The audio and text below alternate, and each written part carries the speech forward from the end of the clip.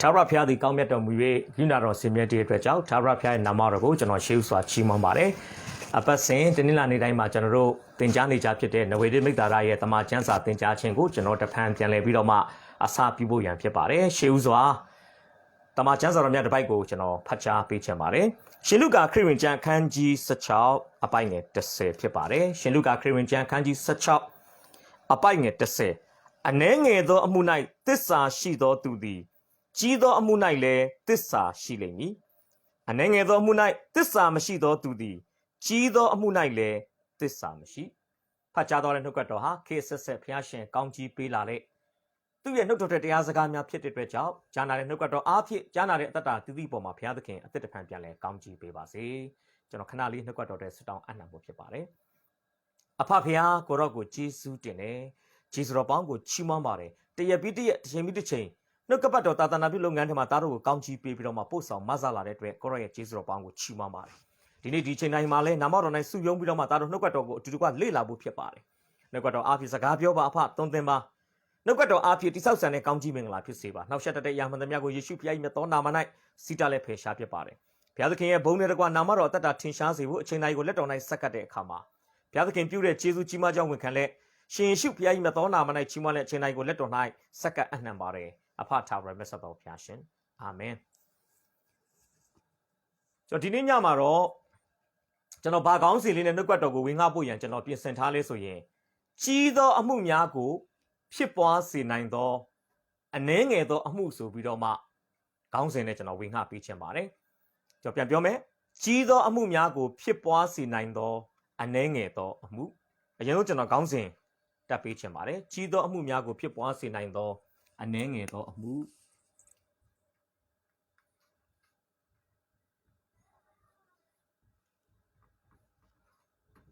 ကြီးသောအမှုများကို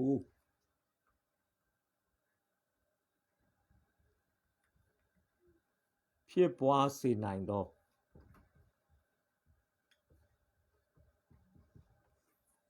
အနှဲငယ်သောအမှု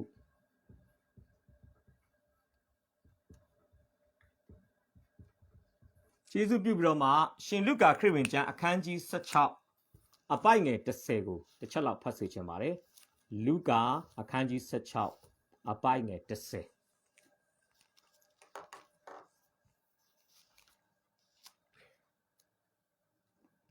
အနှဲငယ်သောအမှု၌သစ္စာရှိသောသူသည်ကြီးသောအမှု၌လည်းသစ္စာရှိလိမ့်မည်အနှဲငယ်သောအမှု၌သစ္စာမရှိသောသူသည်ကြီးသောအမှု၌လည်းသစ္စာမရှိယေရှုတင်တယ်လောကမှာသေးငယ်တဲ့အရာလေးတွေရဲ့အရေးပါမှုကိုကျွန်တော်တို့လှစ်လူရှုဖို့မကောင်းဘူးဆိုတာကျွန်တော်ပြောပြပေးချင်ပါတယ်တရုတ်နိုင်ငံရဲ့ခေါင်းဆောင်တယောက်ဖြစ်တဲ့မော်စီတုံးကပြောဘူးလေသူတို့ကွန်မြူနစ်တွေဟာလာပီကင်းကိုခြိတက်လာတဲ့အခါမှာသူတို့စပြီးတော့ခီးစဉ်ပြုတဲ့နေရာနဲ့ပီကင်းကမိုင်1000လောက်ဝေးတယ်နဲ့တူတယ်ဒါကြောင့်သူကပြောလဲပီကင်းမြို့ကိုခြိတက်လာတဲ့မိုင်1000ခရီးဆိုတာတဲ့ငါတို့ခြေတော့တလန်းကနေစားခဲ့တယ်လို့ပြောပါတယ်ချက်ချင်းထွက်ချက်ချင်းရောက်တာမဟုတ်ဘူးနော်တလန်းဆိုတဲ့ခြေလန်းတစ်သေးလေးပေါင်းမြောင်များစွာစုစည်းလိုက်တဲ့အခါမှာသူတို့ပီကင်းမြို့ကိုရောက်သွားတယ်ဆိုလို့ချင်တာပါလေခြေလန်းတစ်သေးလေးတွေစုလိုက်တဲ့အခါမှာနောက်ဆုံးတော့မိုင်1000ခရီးရဲ့အဆုံးမှာရှိတဲ့ပီကင်းမြို့ကိုမော်စီတုံးဥဆောင်တဲ့တရုတ်တွေကရောက်ရှိသွားတာဖြစ်ပါတယ်ကျွန်တော်အင်တာနက်မှာသတင်းတွေကြည့်ရတယ်သတင်း2ခု3ခုလောက်ရှိမယ်အမျိုးသမီးငယ်လေးတယောက်ပတ်စံအကြွေတွေစုထားတယ်ပတ်စံအကြွေတွေဘာလဲဆို iPhone ဝယ်ချင်လို့နောက်ဆုံး तू ကပတ်စံအကြွေတွေစုတာဘလောက်တောင်စုထားလဲတော့မပြောတတ်ဘူးဘယ်နှစ်နှစ်ဘယ်နှစ်လစုလဲမသိဘူးနောက်ဆုံး तू တတ်မှတ်ထားတဲ့ငွေအမောင့်ရတဲ့အခါမှာ तू ဘာလုပ်လဲအဲ့ဒီအကြွေတွေအားလုံးကိုတယ်လီဖုန်းဆိုင်မှာယူသွားပြီးတော့မှ iPhone သွားဝယ်တယ်တကယ်တော့မှန်တယ် तू စုထားတဲ့ငွေပမာဏက iPhone တစ်လုံးကိုဝယ်နိုင်တဲ့ငွေကြီးဒါပေမဲ့သူ့ဟာကသူ့ပတ်စံကစက်ကူနဲ့ဟာလာတန်ဖိုးကြီးမားတဲ့စက်ကူနဲ့မဟုတ်ဘဲနဲ့အကြွေစိတ်လေးတွေဆယ်ပြားစေးတို့ဟာလာငါးမူးစေးတို့ဟာလာတကြက်စေးတို့စသည်ဖြစ်ပေါ့ဆိုင်ရလူတွေတော့တရက်2ရက်လောက်အလုပ်များသွားတယ်ဒီအကြွေတွေကိုရည်နေရတာနဲ့啦，係最冇路咧，咪看冇數咧，但係我所有個တရားဝင်အသိမှတ်ပြုထားတဲ့ငွေကြေးဖြစ်တဲ့အခါမှာဆိုင်ကမယူရင်လည်းဆိုင်မှာပြဿနာရှိတယ်။ဒါဆိုင်ကဘာလို့ရလဲ။သူအကျွေစိတ်လေးတွေကိုတစ်စိချင်းရီပြီးတော့မှ iPhone တစ်လုံးဝယ်နိုင်တဲ့ပတ်စံပြည့်တဲ့အခါမှာသူ့ကိုတယ်လီဖုန်းရောင်းပေးတယ်။ကျွန်တော်ပြောချင်တာပါလေ။ဒီလောက်ဈေးကြီးတဲ့တယ်လီဖုန်းတစ်လုံးဝယ်နိုင်ဖို့အတွက်ပတ်စံကတရက်ထင်းတဲ့သူရတာမဟုတ်ဘူး။နည်းနည်းအကျွေလေးတွေကိုရက်ပေါင်းများစွာလပေါင်းများစွာနှစ်ပေါင်းများစွာစုဆောင်းလိုက်တဲ့အခါမှာအနှဲငယ်လေးတွေကကြီးသောအမှုဆိုတဲ့နောက်ဆုံးပေါ်တယ်လီဖုန်းတစ်လုံးဝယ်နိုင်တဲ့အဆင့်ထိရောက်သွားတာဖြစ်ပါတယ်။အလားတူပဲတရုတ်နိုင်ငံကအဖိုးတယောက်အဲ့လိုပဲအကျွေးတွေစုတယ်။နောက်ဆုံးသူပတ်စံတွေများတဲ့အခါမှာဘာသွားလုပ်လဲ။သူကားသွားဝယ်တယ်။ကားသွားဝယ်တဲ့အခါမှာလည်းအလားတူပဲ2ရက်3ရက်လောက်ဆိုင်ကလူတွေကပတ်စံရီရတယ်ဗျသူအကျွေးတွေအမတမဈေးကြီးတဲ့ကားတစ်စီးဝယ်နိုင်တဲ့ငွေကြေးပမာဏကိုသူဒီအကျွေးစိတ်လေးပေါင်းမြောက်များစွာကိုနေ့စဉ်ရက်ဆက်ဆိုသလိုစိတ်ရှည်လက်ရှည်စုဆောင်းခြင်းအဖြစ်သူစုဆောင်းနိုင်ခဲ့တာဖြစ်ပါတယ်ကျွန်တော်ဒီအဖြစ်ပြက်တွေကနေပေးချင်တဲ့အရာပါလေသေးငယ်တယ်ဆိုပြီးတော့မိတ်ဆွေအထင်မသေးနဲ့နော်သေးငယ်တဲ့အရာလေးတွေကကြီးမားတဲ့အမှုရာကြီးတွေကိုဖြစ်ပျက်စေနိုင်တယ်ဆိုတော့ကျွန်တော်ဒီနေ့ဖော်ပြပေးခြင်းပါတယ်သေးငယ်တဲ့အရာလေးကကြီးမားတဲ့ကောင်းသောအရာကိုလည်းဖြစ်ပျက်စေနိုင်တယ်လို့သေးငယ်တဲ့အနှုတ်သဘောဆောင်တဲ့အပြစ်လားမကောင်းမှုလားဒါကလည်းကြီးမားတဲ့အပြစ်သဘောဆန်တဲ့အရာတွေကိုဖြစ်ပျက်စေနိုင်တယ်ဆိုတာကိုကျွန်တော်ဒီနေ့ကျမ်းစာထဲကအဖြစ်ပြက်နှစ်ခုနဲ့ကျွန်တော်ဖော်ပြပေးခြင်းပါတယ်ပထမအဖြစ်ပြက်ကတော့ဒါဝိဒ်အကြောင်းကိုကျွန်တော်ဖော်ပြပေးခြင်းတာဖြစ်ပါတယ်အဲဒီခေါင်းစဉ်ကိုတော့ကျွန်တော်ဘယ်လိုတက်ပေးခြင်းလဲဆိုရင်အနှဲငယ်သောအမှု၌သစ္စာရှိမှုအဖြစ်အနှဲငယ်သောအမှု၌သစ္စာရှိမှုကကြီးသောပြဿနာကိုဖြေရှင်းပေးနိုင်တယ်ဆိုပြီးကျွန်တော်ခေါင်းစဉ်တက်ပေးခြင်းပါတယ်နံပါတ်1ခေါင်းစဉ်ဖြစ်ပါတယ်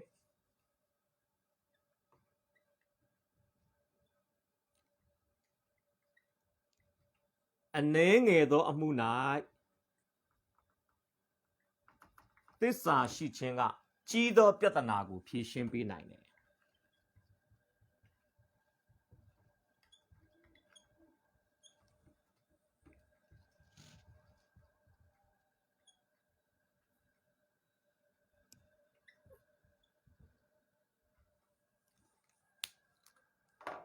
ကျမ်းစာနောက်ခံလေးကိုကျွန်တော်နည်းနည်းလေးဖော်ပြပေးခြင်းတယ်ဣသရေလနိုင်ငံရဲ့ပထမဆုံးရှင်ဘုရင်ကတော့ဖခင်ရဲ့အလိုတော်နဲ့မဟုတ်ဘဲနဲ့ဖခင်သခင်ရဲ့အခွင့်တော်နဲ့ဘုရင်ဖြစ်လာတဲ့ရှောလုဖြစ်ပါတယ်ဓမ္မရာဇဝင်ပထမဆုံးအခန်းကြီး73မှာရှောလုကဖခင်သခင်ရဲ့အချိန်ကိုမစောက်ဘဲနဲ့ရစ်ပူဇော်ခဲ့တယ်ဓမ္မရာဇဝင်ပထမဆုံးအခန်းကြီး15မှာအာမလက်လူတွေကိုရှင်းရှင်းဖျက်ဆီးပါလို့ဖခင်သခင်ပြောထားပါလျက်နဲ့ရှင်းရှင်းမပြတ်စည်းတဲ့ကိစ္စကြောင့်ဣသေလရာဇပလင်ကနေရှောလုဖေရှားခံရတာဖြစ်ပါတယ်။ဒါကြောင့်ဘုရားသခင်ကသူ့ရဲ့ဂျုံဖြစ်တဲ့ရှင်ဝင်လကိုဘယ်ကိုဆေလွတ်လဲဆိုရင်ဗက်လင်မြို့ကိုဆေလွတ်ပြီးတော့မှဘုရားသခင်ကမိမိအဖို့ရှင်ဘုရင်ကိုရွေးကောက်တာဖြစ်ပါတယ်။အဲ့ဒီလူကတော့ဘာတူလဲဆိုရင်ဒါဝိဒ်ဖြစ်ပါတယ်။ဒါဝိဒ်ဖြစ်ပါတယ်။ညီကို၈ယောက်ထဲမှာအငယ်ဆုံး၈ယောက်မြောက်ဟာလာအငယ်ဆုံးဖြစ်တဲ့ဒါဝိဒ်ကိုဘုရားသခင်ကရွေးကောက်ပြီးတော့မှရှင်ဝေလအဖြစ်ဗိသိက်ပေးလက်ဣသေလနိုင်ငံရဲ့ရှင်ဘုရင်နေရာမှာဘုရားသခင်ကချီးမြှောက်ခဲ့တာဖြစ်ပါတယ်။အဲ့နဲ့နောက်ပိုင်းမှာရှောလုထံကထာဝရဘုရားရဲ့ဝင်ကြီးတော်ထွက်သွားပြီးတော့မှဆိုးတဲ့ဝင်ကြီးရှောလုအသက်တာမှာရောက်ရှိလာတဲ့အခါမှာရှောလုကမကြာခဏဆိုသလို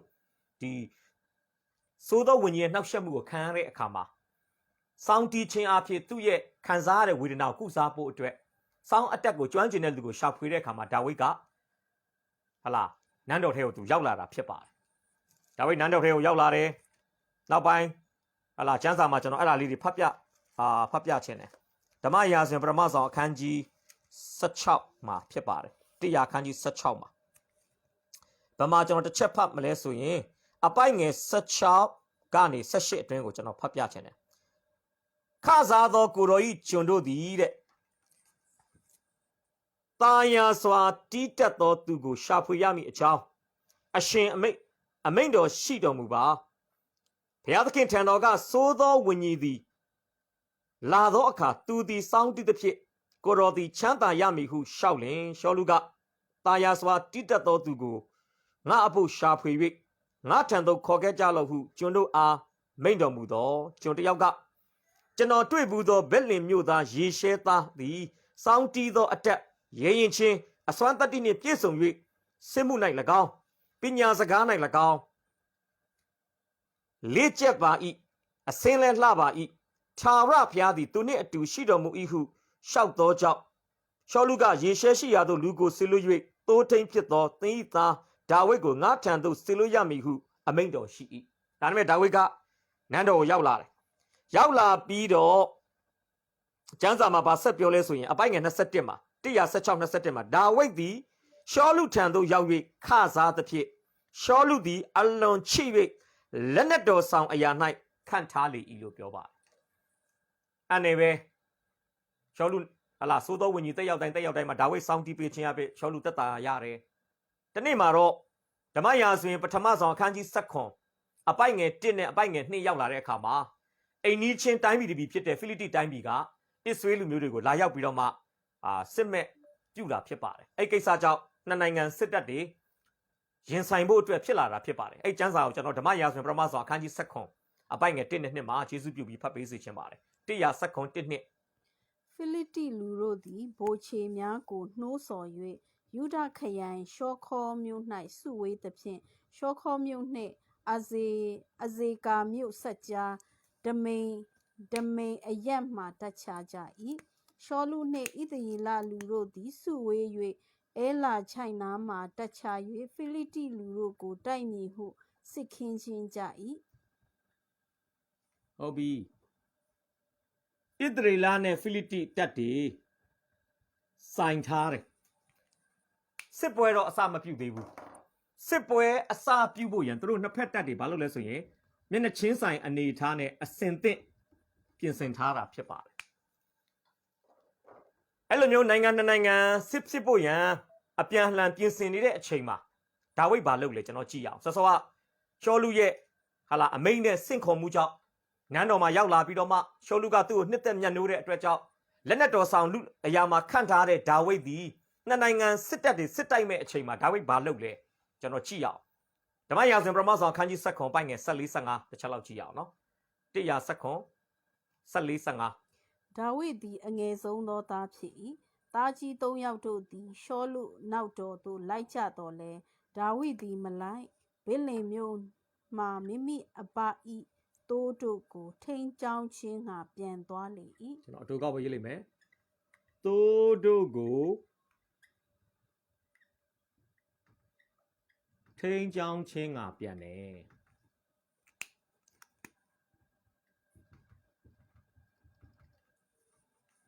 ကျွန်တော်ဖော်ပြပေးချင်တာပါလေဖိလိတိနိုင်ငံနဲ့စစ်ဖြစ်တော့မယ့်အချိန်မှာရှောလုအပါအဝင်ဒါဝိဒ်ရဲ့ညီကို8ယောက်ထဲမှာအကြီးဆုံး3ယောက်ဖြစ်တဲ့ဒါဝိဒ်ရဲ့အကိုကြီးတွေကစစ်မှုထမ်းများဖြစ်သည့်အားတော်စွာဒီစစ်စင်ရေးမှာသူတို့ကလိုက်ပါခဲ့တာဖြစ်ပါတယ်တကယ်တော့ဒါဝိဒ်ကအသက်အရွယ်ရငယ်တဲ့အတွက်ကြောင့်ရှေ့တန်းလိုက်လို့မဖြစ်နိုင်သည့်တိုင်အောင်ဒါပေမဲ့ကျွန်တော်မြင်တယ်လက်နက်ဆောင်လူလင်အရာမှာတော့ခန့်ထားတယ်ဆိုတော့ကျွန်တော်မြင်တယ်သူလိုက်ချင်အောင်ရှောလုကလိုက်ခွင့်ပေးကောင်းပေးနိုင်တယ်ဒါပေမဲ့သူ့ကိုရှောလုကရွေးချယ်ခိုင်းပါလိမ့်မယ်မင်းရှေ့တန်းလိုက်မလားဟာလာနန်းတော်မှာပဲနေခဲ့မလားအိမ်ပြန်မလားစသည်ဖြင့်သူ့ကိုရွေးချယ်မှုတွေပြုခိုင်းပါလိမ့်မယ်အဲကြောင့်ဒါဝိဒ်ကဘာလုပ်လဲအကိုကြီး3ယောက်လို့ရှေ့တန်းကိုမလိုက်ဘူးနန်းတော်မှာလည်းမကြံခဲ့ဘဲနဲ့ဘာလုပ်လဲဆိုရင်အိမ်ကိုသူကပြန်သွားတာဖြစ်ပါတယ်ဒါဝိဒ်ရဲ့အသက်တာကိုကျွန်တော်ကြည့်တဲ့အခါမှာဒါဝိဒ်သည်အလုတ်ရှိမှနေတတ်တဲ့လူတစ်ယောက်ဖြစ်တယ်။ဒါကြောင့်ဒါဝိဒ်ကလက်ကြောတင်းတဲ့သူတစ်ယောက်ဖြစ်တယ်။အလုတ်လုံနေရမှနေသားထိုင်သားရှိတဲ့လူတစ်ယောက်လို့ပြောလို့ရတယ်။ဒါကြောင့်ဒါဝိဒ်ကနန်းတော်မှာအလုတ်မရှိမဲ့အတူတူရှေ့တန်းလည်းမလိုက်သွားမဲ့အတူတူအိမ်ပြန်ပြီးတော့မှတိုးချောင်းမယ်ဆိုတဲ့ရေပဲချက်နဲ့ဘာလို့လဲဆိုရင်အိမ်ပြန်သွားတာဖြစ်ပါတယ်။ကျွန်တော်ဒီနေ့ပြောချင်တာဒါဝိဒ်သည်ဘယ်နေရာပဲရောက်ဟလာသူငကိုလုတ်ခဲ့တဲ့တိုးထိန်ဆိုတဲ့တိုးချောင်းတဲ့အလုတ်ကိုတန်ဖိုးထားတယ်မြတ်နိုးတယ်ဒီအလုံးနဲ့ဝေးကွာတဲ့နေရာကိုရောက်သွားပြီမဲ့သူဟာသူ့ရဲ့အတိတ်ကာလလှုပ်ဆောင်ခဲ့တဲ့အရာတွေကိုမေ့တော့သွားခြင်းမရှိဘဲနဲ့တန်ဖိုးထားနေသေးပဲဆိုတာကျွန်တော်ဒီနေ့ဖော်ပြပေးချင်ပါတယ်အဲ့ဒါနဲ့သူ့အကိုတွေကစစ်စင်ရေးမှာပါသွားပြီအဲ့ခါမှာသူ့အဖေကဘာသိချင်လဲဆိုရင်သူ့အကိုတွေနေများကောင်းရဲ့လားဟလာကြမ်းမာရောရှိရဲ့လားဆိုတာသိချင်တဲ့အခါမှာဒါဝိဒ်ကိုအကိုတွေစီမှာရိတ်ခါတွေ ဟာလားစားစရာတွေသွားပို့ရင်းနဲ့အကိုတွေရဲ့ကျမ်းမာရေးသတင်းကိုစနင်းနာခိုင်းတာဖြစ်ပါတယ်အဲ့နဲ့ဒါဝိဒ်ကအဖေခိုင်းတဲ့အတိုင်းပဲသူဟာလားကျွန်တော်ကြည့်ရအောင်နော်ဗမာကြည့်မလဲဆိုရင်ဓမ္မရာဇဝင်ပထမဆောင်အခန်းကြီး7ဓမ္မရာဇဝင်ပထမဆောင်အခန်းကြီး7အပိုင်းငယ်7 18ဖတ်ပေးပါ100 ထိုအခါယေရှဲသည်မိမိသားဒါဝိဒ်ကိုခေါ်၍တင့်အကိုတို့အဖို့ဤပေါက်ပေါက်တအေဖာနှင့်ဤမုတ်ဆယ်လုံးတို့ကိုယူ၍အကိုတို့ရှိရာတက်တော်သို့ပြေးသွားလော့ဤတိန်ခဲဆယ်လုံးကိုလည်းယူ၍သူတို့တက်မှုအားဆက်လော့တင့်အကိုတို့သည်ကျမ်းမာခြင်းရှိသည်မရှိသည်ကိုကြည့်ရှုပြီးမှသူတို့ထံမှတက်သေးတစုံတစ်ခုကိုခံယူလော့ဟုမှာလိုက်လေ၏ဟုတ်ပြီမိဘဆိုတာမိဘပဲဗျသားသမီးတွေဘလောက်ပဲကြီးသွားသူတို့မျက်စိမှာတော့သားသမီးတွေကိုကလေးကဲသို့မြင်နေသေးပဲဖြစ်ပါတယ်ဒါတော့စစ်မှုထမ်းနေပြီဆိုတော့သားတွေကတကယ်ဟာလားအရက်အမောင်းမြင့်ဗလားတောက်တကယ်ကိုကျွန်တော်မြင်တယ်စိတ်တက်ရေးရအရာရင့်ကျက်နေပြီဗျာဒါပေမဲ့ရေရှဲရဲ့စိတ်ထဲမှာတော့သူ့သား3ယောက်စစ်မှုထမ်းနေတဲ့သူ့သား3ယောက်ကကလေးငယ်လေးတွေကဲသို့ပဲဖြစ်ပါလိမ့်မယ်ဒါကြောင့်သားတွေကိုစိတ်ပူတယ်အားလုံးသိပါတယ်နော်ရှေ့တန်းထွက်တယ်ဆိုတာအသက်ကိုဖက်နဲ့ထုတ်ထားရတာနော်အချိန်မရွေးတိုက်ပွဲမှာသေးနိုင်တယ်တပွဲမဟုတ်တပွဲမှာကြာရှုံးနိုင်တယ်မကြာရှုံးတော့ဒဏ်ရာရနိုင်တယ်ခြေပြတ်လက်ပြတ်ဖြစ်နိုင်တယ်မျက်စိကန်းနိုင်တယ်အဲကြောင့်သူသားတွေကိုပူပါလိမ့်မယ်ပူတဲ့အတွက်ကြောင့်ဒါဝိဒ်ကိုပြောလဲငါသားအကိုတွေအတွက်စားစရာယူသွားအကိုတွေကိုကြစ်ကြက်အုပ်ချုပ်တဲ့ခေါင်းဆောင်တက်မှုအတွက်လည်းလက်ဆောင်အနေနဲ့စားစရာတွေယူသွားပြီးတော့အကိုတွေကျမ်းမာလားမကျမ်းမာဘူးလားဆိုတော့ဟာလာတည်င်းကိုမင်းအတိအကျဟာလာရအောင်ယူပြီးရင်အကိုတွေနေကောင်းပါတယ်ကျမ်းမာပါတယ်ဆိုတော့တက်တေတစုံတစ်ခုယူပြီးငါစီပြန်လာဆိုပြီးတော့မှဒါဝိဒ်ကိုသူလွှတ်လိုက်တာဖြစ်ပါတယ်ဒါဝိဒ်နေရာမှာနေကြည့်နော်အိမ်ပြန်လာတိုးပြန်ကြောင်းဖို့ရည်ရွယ်ချက်နဲ့အိမ်ပြန်လာပြီးမဲ့အဖေကရှေ့တန်းကိုရိတ်ခါပုတ်ဖို့ခိုင်းတယ်ဒါဆိုရင်မနှက်ဖြံမှာအဖေခိုင်းတဲ့အလုပ်ကိုလုပ်ရတော့မှဖြစ်တဲ့အတွက်ကြောင့်သူသည်အေးရအေးချောင်းဟလာတိုးနဲ့ပတ်သက်တဲ့ကိစ္စတွေကိုခေါင်းထဲမှာမထည့်ထားဘဲနဲ့ချက်ချင်းပဲသူဟလာအကိုတွေရှိတဲ့နေရာကိုသွားပြီးတော့မှရိတ်ခါတွေယူသွားလို့ရတယ်ဒါဝိဒ်ကသေးငယ်တဲ့အမှုကိုတစ္ဆာရှိတဲ့သူဖြစ်တယ်မှန်ပါတယ်အဖေလက်တလောပူပူနွေးနွေးခိုင်းထားတဲ့အားချင်းခိုင်းထားတဲ့အလုပ်ရှိပေမဲ့သူဒီလောလောဆယ်သူလုပ်နေစေဖြစ်တဲ့တိုးထိန်အလုပ်ပေါ်မှာလည်းတစ္ဆာရှိတဲ့သူတယောက်ဖြစ်တဲ့အတွက်ကြောင့်အပိုက်ငယ်20မှာသူဘာလုပ်လဲဆိုရင်မနဲ့စောစောထပြီးအကိုတွေရှိတဲ့နေရာကိုမသွားခင်မှာတိုးတွေကိုတဲ့နောက်ထပ်တိုးထိန်တယောက်ရဲ့လက်ထဲမှာစနစ်တကျသူအပ်တယ်ဆိုတာကိုကျမ်းစာကဖော်ပြထားတယ်အပိုက်ငယ်20ဖတ်ပေးပါဒါဝိဒ်သည်နက်နက်စောစောထ၍သိုးတို့ကိုသိုးထိန်နှံအပ်ပြီးလျှင်အဘမှားလိုက်သည့်အတိုင်းစားစရာကိုယူ၍ရိတ်ခါလှဲထားရာသို့ရောက်သောအခါတိုးထိန်ဖို့ပြန်သွားတယ်ရိတ်ခါပို့ဖို့ဂျားဖြတ်အစီအစဉ်ပေါ်လာတယ်ဂျားဖြတ်အစီအစဉ်သည်ငကိုလုံနေတဲ့အလုပ်ကိုအနောက်ရှက်မပေးနိုင်ဘူးသူဘာလုပ်လဲငကိုလုံနေတဲ့အလုပ်ကိုစနစ်တကျလက်ပြောင်းလက်လွဲလုပ်ပြီးမှသူဘာလုပ်လဲဆိုရင်ရှေ့တန်းကိုသူရိတ်ခါပို့ဖို့သွားတာဖြစ်ပါတယ်အပိုင်းငယ်22ကျွန်တော်ကြည့်ရအောင်ဒါဝိဒ်သည်မိမိ၌ပါသောအရာတို့ကိုရိတ်ခါဆောင်လက်၌အပ်ထားပြီးလျှင်တပ်သားစုထဲသို့ပြေး၍မိမိအကိုတို့ကိုနှုတ်ဆက်၏ဒုတိယကသိုးတို့ကိုသိုးထိန်လက်၌အပ်တယ်ဒါကရှေ့တန်းကိုရိတ်ခါပို့ဖို့ရမသွားခင်မှာဖြစ်ပါတယ်ပြီးလို့ရှိရင်22မှာတော့မိမိ၌ပါသောအရာတို့ကိုရိတ်ခါဆောက်လက်၌အပ်ထားပြီးလျှင်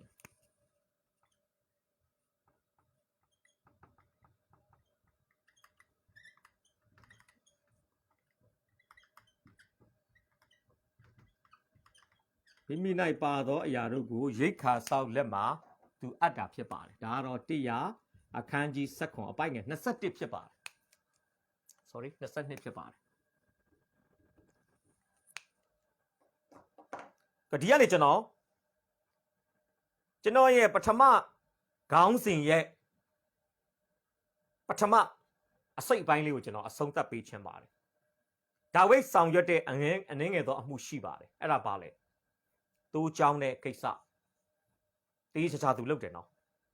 ပြစ်စလက်ခတ်အလုပ်ကိုမလုပ်ဘူး လောလောဆယ်အလုပ်တစ်ခုလုပ်နေတယ်အလုပ်အသစ်ပေါ်လာတဲ့အခါမှာအလုပ်တစ်ကြောက်အလုပ်ဟောင်းကိုပြစ်စလက်ကထားပြီးထွက်သွားတဲ့သူတယောက်မဟုတ်ဘူးဘာလုပ်လဲလုပ်နေတဲ့အလုပ်တစ်ခုကိုနောက်တစ်ယောက်လက်ထဲမှာစနစ်တကျအပ်ပြီးမှသူဒီဖခင်ခိုင်းသောလက်တလုံးဖြည့်ရှင်းရမယ့်အလုပ်ကိုသူဆက်လုပ်တာတွေ့ရတယ်ခိုရောက်တဲ့အခါမှာလဲတက်ကိုရောက်တာနဲ့အကိုတွေကိုလိုက်မရှာဘူးအရင်ဆုံးကရိတ်ခါတွေပါလာတဲ့အတွက်ကြောင့်ရိတ်ခါတွေကိုရိတ်ခါဆောက်လက်ထဲမှာအပ်ပြီးမှသာလေအကိုတွေကိုသူဟာလာလိုက်ပြီးတော့မှရှာဖွေမင်းမြန်းတာဖြစ်ပါတယ်ဒါကြောင့်ဒါဝိလုပ်တဲ့အလုပ်ကအရန်စစ်စနစ်ကြတိုးတွေကိုတိုးထိန်လက်ထဲအပ်တယ်ရိတ်ခါတွေကိုရိတ်ခါဆောက်လက်ထဲအပ်တယ်ဆိုတော့အစီအစဉ်တကြအနှဲငယ်သောအမှုလေးတွေမှာဒါဝိကလှလှပပတည်တည်တတ်လောက်သွားချင်းသည်သူရှင်ဘရင်လာမယ့်အနာဂတ်ကာလမှာရှင်ဘရင်ဖြစ်ရတဲ့အကြောင်းရင်းတွေကတခုဆိုတာကျွန်တော်ဒီနေ့ဖော်ပြပေးချင်ပါတယ်ဒါဝိဟာကိစ္စတည်တည်လေးဆိုပြီးတော့အမှုမဲ့အမှတ်မဲ့သူမလုပ်ပါဘူးကိစ္စတည်တည်လေးပင်ဖြစ်လင်ကစားကိစ္စတည်တည်လေးကိုတာဝန်ယူမှုအပြည့်နဲ့သူလှုပ်ဆောင်တယ်ဆိုတာတွေ့ရတယ်ဒါကြောင့်ကျွန်တော်ဒီမှာရေးပေးချင်တာကဒါဝိဆောင်ရွက်ရတဲ့အငဲငယ်သောအမှုကဘာလဲဆိုရင်ဒီနေရာမှာ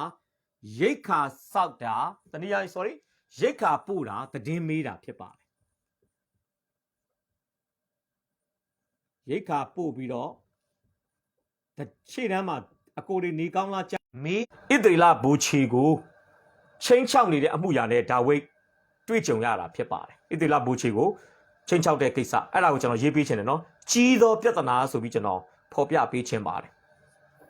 ခေါင်းစဉ်ရေးပေးချင်ပါတယ်ကြီးသောပြဿနာ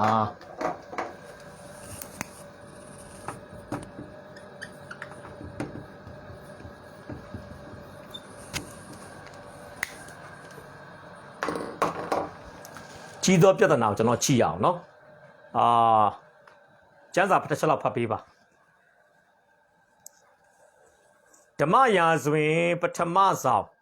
အခန်းကြီး7အပိုက်ငယ်10အပိုက်ငယ်17ပြီးအပိုက်ငယ်16အဲ့ကျမ်းစာတွေတစ်ချက်လောက်ကြည့်ရအောင်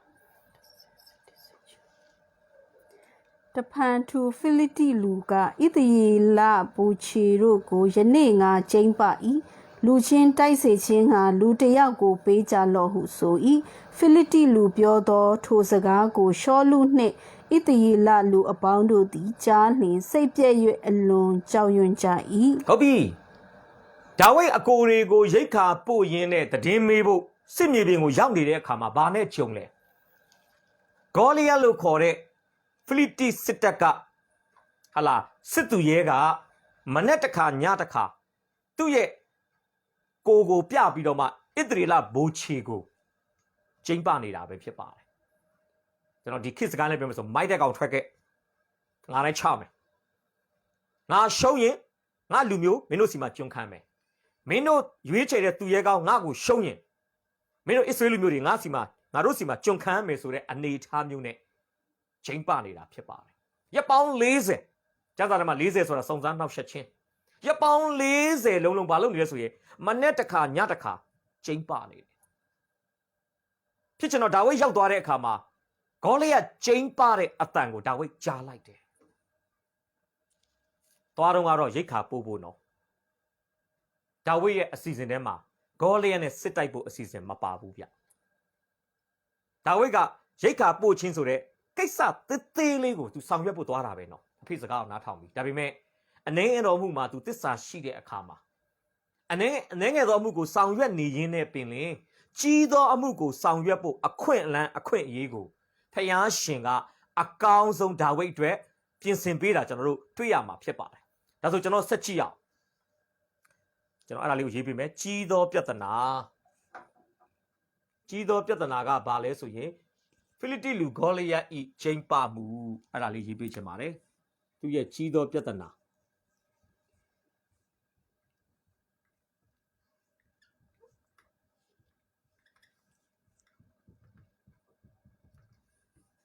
အဲ့ဒီဂေါလိယနဲ့ပတ်သက်တဲ့အချက်လေးတွေကျွန်တော်နည်းနည်းလေး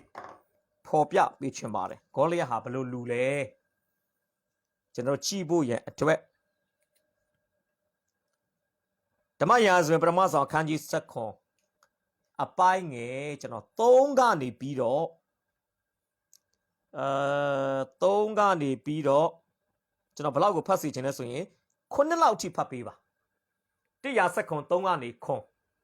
ဖိလိတိလူအချို့တို့သည်ဂျိုင်းတစ်ဖက်၌တောင်ပေါ်မှရက်လျက်ဣသရေလလူအချို့တို့သည်ဂျိုင်းတစ်ဖက်၌တောင်ပေါ်မှရက်လျက်ရှိကြ၏6တောင်နှင့်တထွာအရက်မြင့်သောဂါသမြို့သားဂေါလက်အမည်ရှိသော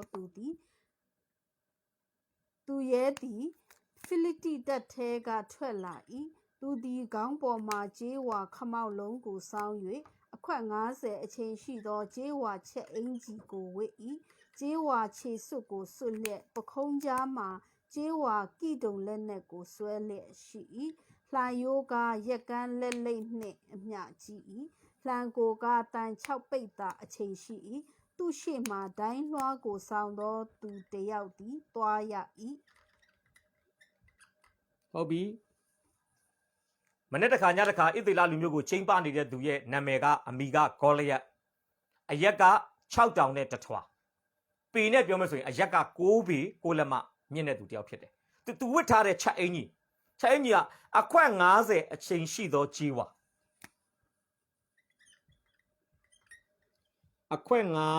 50အချိန်ရှိသောကြီးဝါလူကတော့ဘလောက်လေးသလဲလို့ကျမ်းစာကတော့မဖော်ပြဘူးဒါပေမဲ့သူဝတ်ထားတဲ့ဟာလာကြေးဝါချက်အင်ကြီးက125ပါလေးတာဖြစ်ပါဒါအဝတ်ကြီးပဲနော်လူကလည်းကျွန်တော်ထင်တယ်6ပေ6လက်မဆိုတော့အကောင်ကြီးကလည်းအကြီးကြီးဖြစ်လိမ့်မယ်ဟာလာပေါင်400တော့မှကချင်မှကမယ်အကောင်လည်းအကြီးကြီးဝတ်ထားတဲ့အင်ကြီးကလည်း125ပေါင်လောက်လေးတယ်ပြီးတော့သူ့ရဲ့လှန်ကြည့်အောင်လှန်ကိုကတော့တန်6ပိတ်တာအချိန်ရှိတယ်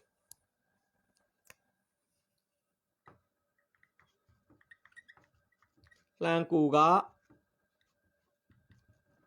တန်6ပိတ်တာအချိန်ရှိတယ်ဒီမှာကအခွက်50ဆိုတာ125ပေါင်နဲ့ညီမျှပါတယ်6ပိတ်တာဆိုတာကတော့ကျွန်မဘယ်လောက်ဆို15ပေါင်လှန်ကိုကြီးပဲက15ပေါင်ရှိတယ်အဲ့ကြောင့်အပိုက်ငယ်7မှာကျမ်းစာကပြောလဲအဲ့လိုမျိုးအရက်လဲမြင့်ဟာလာအကောင်လဲချီးတကယ်ကိုတန်ချက်ကအင်ကြီးလေးကြီးတွေဝတ်ထားတဲ့လှန်အကြီးကြီးကင်ထားတဲ့ဂေါလိယတ်ရဲ့ချိန်ပါမှုကိုကြားတဲ့အခါမှာတဲ့ရှောလုနဲ့ဣသေလလူအပေါင်းတို့သည်စိတ်ပြက်တယ်လို့အပိုက်ငယ်7မှာပြောပါတယ်အပိုက်ငယ်24ရောက်လာတဲ့အခါမှာဗာဆက်ပြောလဲဣသေလလူအပေါင်းတို့သည်ထိုသူကိုမြင်တဲ့အခါမှာတဲ့အလွန်ကြောက်တဲ့အတွက်ကြောင့်ပြေးတယ်လို့ကျမ်းစာပြောပါတယ်ကြားတဲ့အခါမှာလဲစိတ်ပြက်တယ်မြင်တဲ့အခါမှာလဲထွက်ပြေးချင်လောက်အောင်ကိုကြောက်တယ်အဲ့ဒီအနေထားမှာဒါဝိဒ်ရှေ့တန်းကိုရောက်သွားတာဖြစ်ပါတယ်ဒါကြောင့်ကြီးမားတဲ့ပြဿနာကဘာလဲကြီးသောပြဿနာကဘာလဲစိန်ခေါ်မှုကိုရင်ဆိုင်မိသူမရှိတဲ့ကိစ္စပဲဖြစ်ပါတယ်ကျွန်တော်အဲ့ဒါလေးရေးပေးခြင်းတယ်ကြီးမားတဲ့ကိစ္စကတော့ကြီးသောပြဿနာကဂေါလိယတ်ရဲ့စိန်ခေါ်မှုကိုရင်ဆိုင်မိသူမရှိ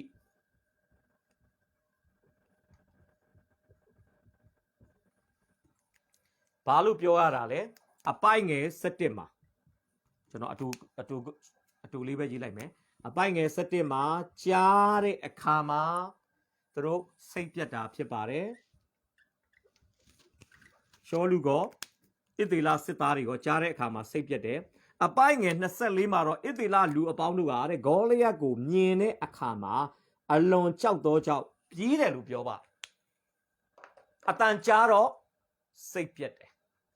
လူကိုမြင်တော့ထွက်ပြေးတယ်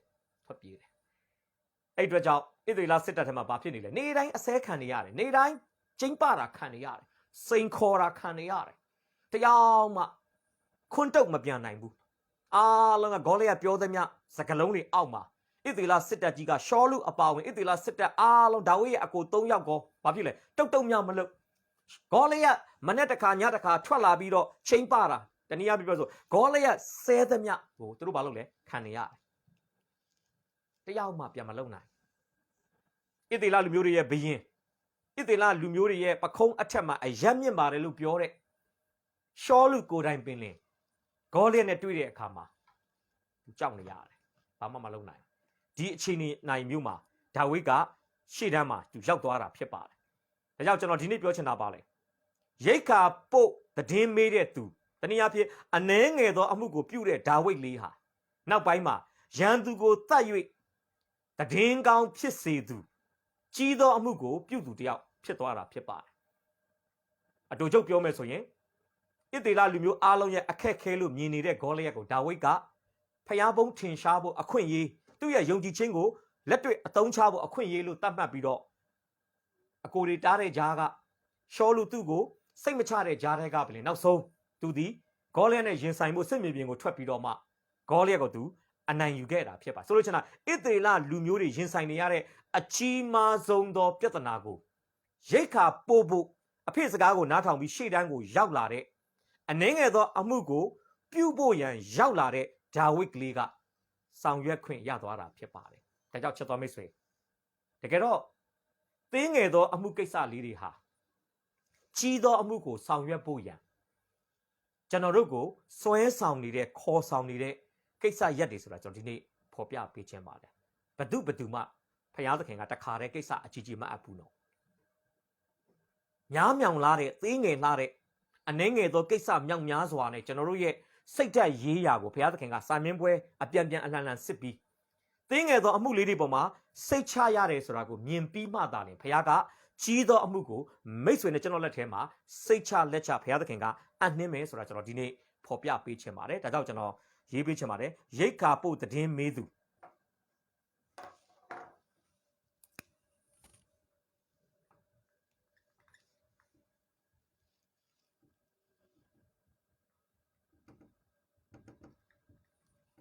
ရိတ်ခါပို့သတင်းမေးသူဟာရန်သူကိုတတ်၍သတင်းကောင်းဖြစ်စေတဲ့သူဖြစ်သွားတယ်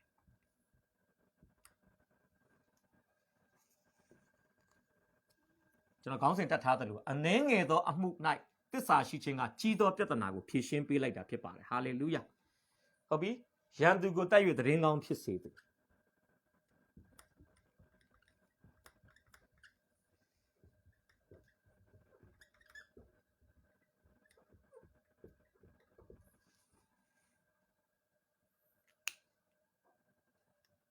ရိတ်ခါပို့သတင်းမေးတယ်ဆိုတာအနှဲငယ်သောအမှုဖြစ်ပါတယ်ရန်သူကိုတိုက်၍သတင်းကောင်းဖြစ်စေတာကကြီးသောအမှုဖြစ်ပါတယ်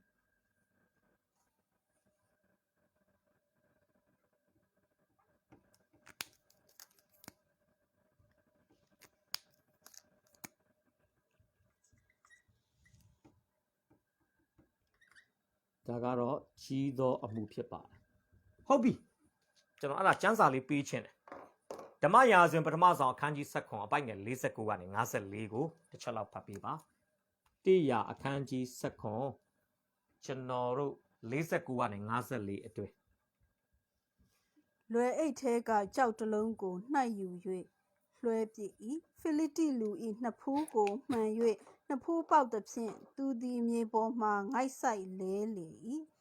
ထို့သောဒါဝိဒ်သည်လောက်လွှဲနှင့်ကြောက်တလုံးအားဖြင့်နိုင်လျက်ထိခိုက်၍တတ်လေ၏ထိုအခါဒါဝိဒ်သည်ဓာမပါသောကြောင့်ပြေး၍ဖိလိတိလူကိုနင်းလျက်သင်၏ဓာကိုဓာအိမ်မှနှုတ်ဆွဲပြီးလျှင်လယ်ပင်ကိုဖျက်၍အပြီးတတ်လေ၏ဖိလိတိလူတို့သည်သူတို့၏သူရဲတေကြောင်းကိုမြင်သောအခါပြေးကြ၏ထိုအခါဣသရေလအမျိုးယုဒအမျိုးသားတို့သည်ထ၍ကြွေးကြော်လျက်ရိုက်တိုင်အောင်၎င်းအေဂျုံမြို့တကားတိုင်အောင်၎င်းဖိလိတိလူတို့ကိုလိုက်ကြ၏ထိခိုက်သောဖိလိတိလူတို့သည်ရှာရိမ်မြို့လမ်းနားမှစ၍လာနာမှစ၍ဂါသမြို့အေဂျုံမြို့တိုင်အောင်လဲကြ၏ဣသရေလအမျိုးသားတို့သည်ဖိလိတိလူတို့ကိုလိုက်ရာမှပြန်လာ၍သူတို့တဲများကိုလုယူကြ၏ဒါဝိဒ်သည်ဖိလိတိလူ၏ဦးခေါင်းကိုယူ၍ယေရုရှလင်မြို့သို့ဆောင်သွား၏သူ၏လက်နက်များကိုမိမိတဲ၌ထား၏ယေရှုတင်တယ်ယေရှုတင်တယ်စစ်မြေပြင်ကိုရောက်လာတုန်းကတော့ရိတ်ခါပို့သတင်းမေးဖို့ရောက်လာတာဖြစ်ပါတယ်ကိစ္စသေးသေးလေးအနှဲငယ်သောအမှုလေးကိုပြုဖို့ရောက်လာတာဖြစ်ပါတယ်ဒီအနှဲငယ်သောအမှုကိုအဖေစကားကိုနားထောင်ပြီးတော့မှသစ္စာရှိလာခဲ့တဲ့ဒါဝိဒ်ဟာစစ်မြေပြင်မှာဣသရေလလူမျိုးတွေကြုံတွေ့ရတဲ့အန္တရာယ်ကြီးမားတဲ့စိန်ခေါ်မှုကိုဖြေရှင်းပေးတဲ့သူတစ်ယောက်ဖြစ်သွားတယ်သတင်းမေးသူကနေသူကိုယ်တိုင်သတင်းဖြစ်စေသူ ဖြစ်သွားတယ်ဖျားရှင်နာမှာတာရေးပုံကြည့်ပါစေဣသေလလူမျိုးတွေကြောက်နေရတဲ့အတန်ကြားတာနဲ့ကြောက်ရတဲ့ရန်သူအကောင်မြင်တာနဲ့ကြောက်ရတဲ့ရန်သူကိုဒါဝိဒ်ကလောက်လွဲထဲမှာဟလာဂဲတလုံးနဲ့လောက်လွဲနဲ့ဂဲတလုံးအဖြစ်ဒါဝိဒ်ကအနိုင်ယူခဲ့တာဖြစ်တယ်ဆိုတော့အဲ့သတင်းဟာဣသေလတစ်မျိုးသားလုံးအတွက်ဆိုပါလို့ဆိုရင်သတင်းကောင်းဖြစ်တယ်လာတော့ကတော့သတင်းလေးမေးဖို့အကိုတို့နေကောင်းလားချမ်းပါလားဒါတော့အကိုတွေနေကောင်းတယ်ဆိုရင်တော့ဒါဝိဒ်ကအဲ့ဒီအကိုတွေနေကောင်းပါတယ်ချမ်းပါပါတယ်ဆိုတဲ့သတင်းကောင်းကိုအိမ်တည်သွားဖို့ပဲအဲ့သတင်းကောင်းကသူ့အဖေယေရှဲနဲ့ဗက်လင်မြို့မှာရှိတဲ့သူ့အတိုင်းဝိုင်းလောက်ပဲဝမ်းသာရမှာဖြစ်တယ်အခုဒါဝိဒ်စစ်မြေပြင်မှာပြုတ်လိုက်တဲ့အမှုကထွက်လာတဲ့သတင်းကောင်းကတော့အစ္စရေးတနိုင်ငံလုံးမှာရှိတဲ့တိုင်းသူပြည်သားတွေရဲ့နှလုံးသားကိုကျေနပ်စေတဲ့အားရစေတဲ့ဝမ်းမြောက်စေတဲ့လွတ်မြောက်ခြင်းချမ်းသာကိုပေးတဲ့သတင်းကောင်းဖြစ်သွားတာဖြစ်ပါတယ်ဘုရားရှင်နာမတာရေးပုံကြည့်ပါစေဒါကြောင့်ချက်တော်မိတ်ဆွေနဲ့ကျွန်တော်နေ့စဉ်ပြုနေတဲ့အမှုငယ်လေးတွေကနေမမျော်လင့်ထားတဲ့အမှုအကြီးကြီးတွေဖြစ်လာနိုင်တယ်ဆိုတာကျွန်တော်ဒီနေ့ဖော်ပြပေးခြင်းပါဒါကြောင့်ဘယ်အလုပ်ကိုပဲလုပ်သစ္စာရှိကျွန်တော်တို့လုပ်ကြရအောင်ကဲ118 ခွန်မှာစောစောကကျွန်တော်ပြောတဲ့ဒါဝိဒ်သတင်းဖြစ်စေလိုက်တဲ့အခါမှာအဲ့ဒီသတင်းကဘလောက်တောင်မှအစ္စရေးနိုင်ငံတဝမ်းမှာရိုက်ခတ်သွားလဲဆိုတာကိုရှောလူအထောင်ဒါဝိဒ်အတောင်းဆိုတဲ့တခြင်းကိုဣသေလအမျိုးသမီးတွေတီဆိုခြင်းအမှုရာမှာကျွန်တော်တွေ့ရမှာဖြစ်ပါတယ်ကဲကြည့်အောင်118 6 ဒါဝိဒ်သည်ဖိလိတိလူကိုတတ်ပြီးမှပြန်လာ၍ရောက်လေရာ၌မိန်းမများတို့သည်ရှောလုမင်းကြီးကိုခရီးဦးကျူပြုတ်အံ့သောငါရှင်လန်းသောစိတ်နှင့်တခြင်းဆိုလျက်ကလျက်ပတ်တာအစရှိသည်တို့ကိုတီးလျက်ဣသရေလမြို့ရွာများထဲကထွက်လာသဖြင့်ရှောလုအထောင်ဒါဝိဒ်အတောင်းတတ်လေစွာတကားဟုအလှဲ့တခြင်းဆိုကြ၏ရှောလုကသူတို့သည်ဒါဝိဒ်အားအတောင်းငါအားအထောင်သာပေးကြပြီးနိုင်ငံတော်မှတပါအဘယ်အရာကိုပေးနိုင်သေးသနည်းဟုအလွန်အမျက်ထွက်၍ထိုစကားကြောင့်စိတ်ပြက်လေ၏ယေရှုတင်တယ်ဒါကြောင့်ရိတ်ခါပို့သတင်းမေးသူအနှဲငယ်သောအမှုကိုပြုဖို့ရန်စစ်မြေပြင်ကိုရောက်လာတဲ့ဒါဝိဒ်ကလေးသည်ကြီးသောအမှုဒီဟုသောရန်သူကိုတတ်၍သတင်းကောင်းကိုဖြစ်စေသူတယောက်ဖြစ်သွားတယ်ဆိုတာကျွန်တော်တမန်ကျမ်းစာမှာတွေ့ရမှာဖြစ်ပါဒါကြောင့်တစ်ခါကြရင်ရိတ်ခါပို့တဲ့အလုပ်ဆိုတဲ့တေးလေးအလုပ်ဟာရန်သူကိုတတ်တယ်ဆိုတဲ့အကြီးအလုပ်ကိုဖြစ်စေနိုင်တယ်ဆိုတာကိုကျွန်တော်တို့မမေ့လျော့သွားဖို့အမတန်မှအရေးကြီးပါတယ်ဒါကြောင့်မိသားစုမှာပဲဖြစ်အသင်းတော်မှာပဲဖြစ်ဟာလားဘုရားရှင်ကျွန်တော်တို့ကိုလှုပ်ဆောင်ခိုင်းတဲ့ကိစ္စတွေကိုစေတနာစိတ်နဲ့ကျွန်တော်တို့လုပ်ကြရအောင်ဘာလို့ဆိုဒီကိစ္စသေးလေးတွေရဲ့နောက်ွယ်မှာကျွန်တော်တို့တာမန်မျက်စိနဲ့မမြင်နိုင်တဲ့ဘုရားသခင်ရဲ့အကြံစီတော်ထဲမှာပဲရှိနေတဲ့များမြောင်လာတဲ့ကြီးမားတဲ့ကိစ္စရက်ကြီးတွေကျွန်တော်တို့ကိုစောင့်ဆိုင်းနေတယ်ဆိုတာကျွန်တော်ဒီနေ့ဖော်ပြပေးခြင်းပါတယ်အကယ်၍ဒါဝိဒ်သာရှောလူရှေ့တန်းသွားတဲ့အခါမှာနန်းတော်မှာကြံခဲ့ပြီးအိတ်လိုက်စားလိုက်လုပ်နေခဲ့မယ်ဆိုရင်ဖခင်ယေရှဲတာဝန်ပေးတဲ့အခါမှာအဖေကျွန်တော်နန်းတော်မှာပင်ပန်းလွန်းလာပါပြီအခုအိမ်ကိုပြန်ရောက်တော့နားပါရစေအောင်ဆိုပြီးတော့မှအဖေကိုသူစောရကတက်ရင်လေသူ့အဖေကအငယ်ဆုံးသားဖြစ်တဲ့အတွက်ကြောင့်သူ့ကိုလိုက်ရောကောင်းလိုက်ရောလိမ့်ဒါပေမဲ့ဒါဝိဒ်ကဒါမျိုးမလုပ်ခဲ့ဘူးနော်ဒါဝိဒ်ဒီအနှဲငယ်သောအမှုမှာသစ္စာရှိတယ်ဒါကြောင့်ဘုရားသခင်ကကြီးသောအမှုကိုသူ့လက်ထဲမှာအနှင်းတာဖြစ်ပါတယ်ကဲကျွန်တော်ကျမ်းစာလေးဖတ်ပြမယ်ရှင်လုကာခရစ်ယာန်ကျမ်းခန်းကြီး16အပိုင်ငယ်30 17စောစောက30တော့ဖတ်ပြီးသွားပြီအခုကျွန်တော်30ရော17ကိုဒုတိယအချိန်ပြန်ဖတ်ပြခြင်းတယ်အနှဲငယ်သောအမှု၌သစ္စာရှိသောသူသည်ကြီးသောအမှု၌လည်းသစ္စာရှိလိမ့်မည်ဒါကြောင့်ကြီးသောအမှုမှာသစ္စာရှိခြင်းမရှိခြင်းသည်အနှဲငယ်သောအမှုမှာသစ္စာရှိခြင်းမရှိခြင်းပေါ်မှာမူတည်တယ်ဆိုတာကျွန်တော်ဖော်ပြခြင်းတယ်ကျမ်းစာဆက်ပြောတယ်အနှဲငယ်သောအမှု၌သစ္စာမရှိသောသူသည်ကြီးသောအမှု၌လည်းသစ္စာမရှိအနှဲငယ်သောအမှုမှာသစ္စာမရှိရင်ကြီးသောအမှုမှာလည်းသစ္စာရှိမှာမဟုတ်ဒါကြောင့်တချို့ကျောင်းမှာဆိုဆရာဆရာမတွေပြောတယ်နော်မင်းတို့ကျောင်းသားဘဝမှာတော့မှစာခိုးချတယ်ဆိုရင်မင်းတို့သာယာဒူးကြီးကြီးတွေဟာလာကုမ္ပဏီမှာပဲဖြစ်ဖြစ်ဌာနဆိုင်ရာမှာဖြစ်ဖြစ်ယာဒူးကြီးကြီးတွေရသွားရင်မင်းတို့ဟာဌာနရဲ့ကုမ္ပဏီရဲ့ငွေကြေးတွေကိုခိုးတဲ့သူတွေမဖြစ်လာဘူးလို့ပြောလို့မရဘူးဆိုပြီးတော့မှစာခိုးချတတ်တဲ့ဟာလာဘာမှမဟုတ်တဲ့အနှဲငယ်သောအမှုလို့လူတွေသတ်မှတ်တဲ့စာခိုးချတဲ့ကိစ္စကိုပြုတဲ့ကျောင်းသူကျောင်းသားတွေကိုဆရာမတွေဆရာတွေဆုံးမတဲ့အခါမှာဒီစကားလုံးတွေသုံးဆွဲတာကျွန်တော်မကြာခဏကြားလေးရှိပါတယ်မှန်ပါတယ်အသေးငယ်ဆုံးအမှုဖြစ်တဲ့ဒီစာသင်ခန်းထဲမှာလပတ်စာမင်းပွဲလားဟာလာ ပထမအစမ်းလားဒုတိယဒီမှာတော့စာခိုးချတယ်ဆိုရင်ခိုးချမှုတေးသေးလေးကိုဝါသနာပါတဲ့အကျွမ်းဝင်တဲ့ပြဿနာကိုခိုးချခြင်းနဲ့ပဲဖြေရှင်းနေကြလူဟာကိစ္စအကြီးကြီးတွေကိုကင်တွယ်ရရင်လေသူ့ရဲ့ဗီဇမပြောက်တဲ့အတွက်ကြောင့်သူကကိစ္စအကြီးကြီးမှလည်းတစ္ဆာမဲတဲ့အမှုရာနဲ့သူကင်တွယ်နိုင်တယ်ဆိုတော့ကျွန်တော်ဖော်ပြပေးခြင်းတယ်ကဲဆက်ပြီးတော့ရှင်လုကာမှာဗာဆက်ပြောလဲတို့ဖြစ်၍တဲ့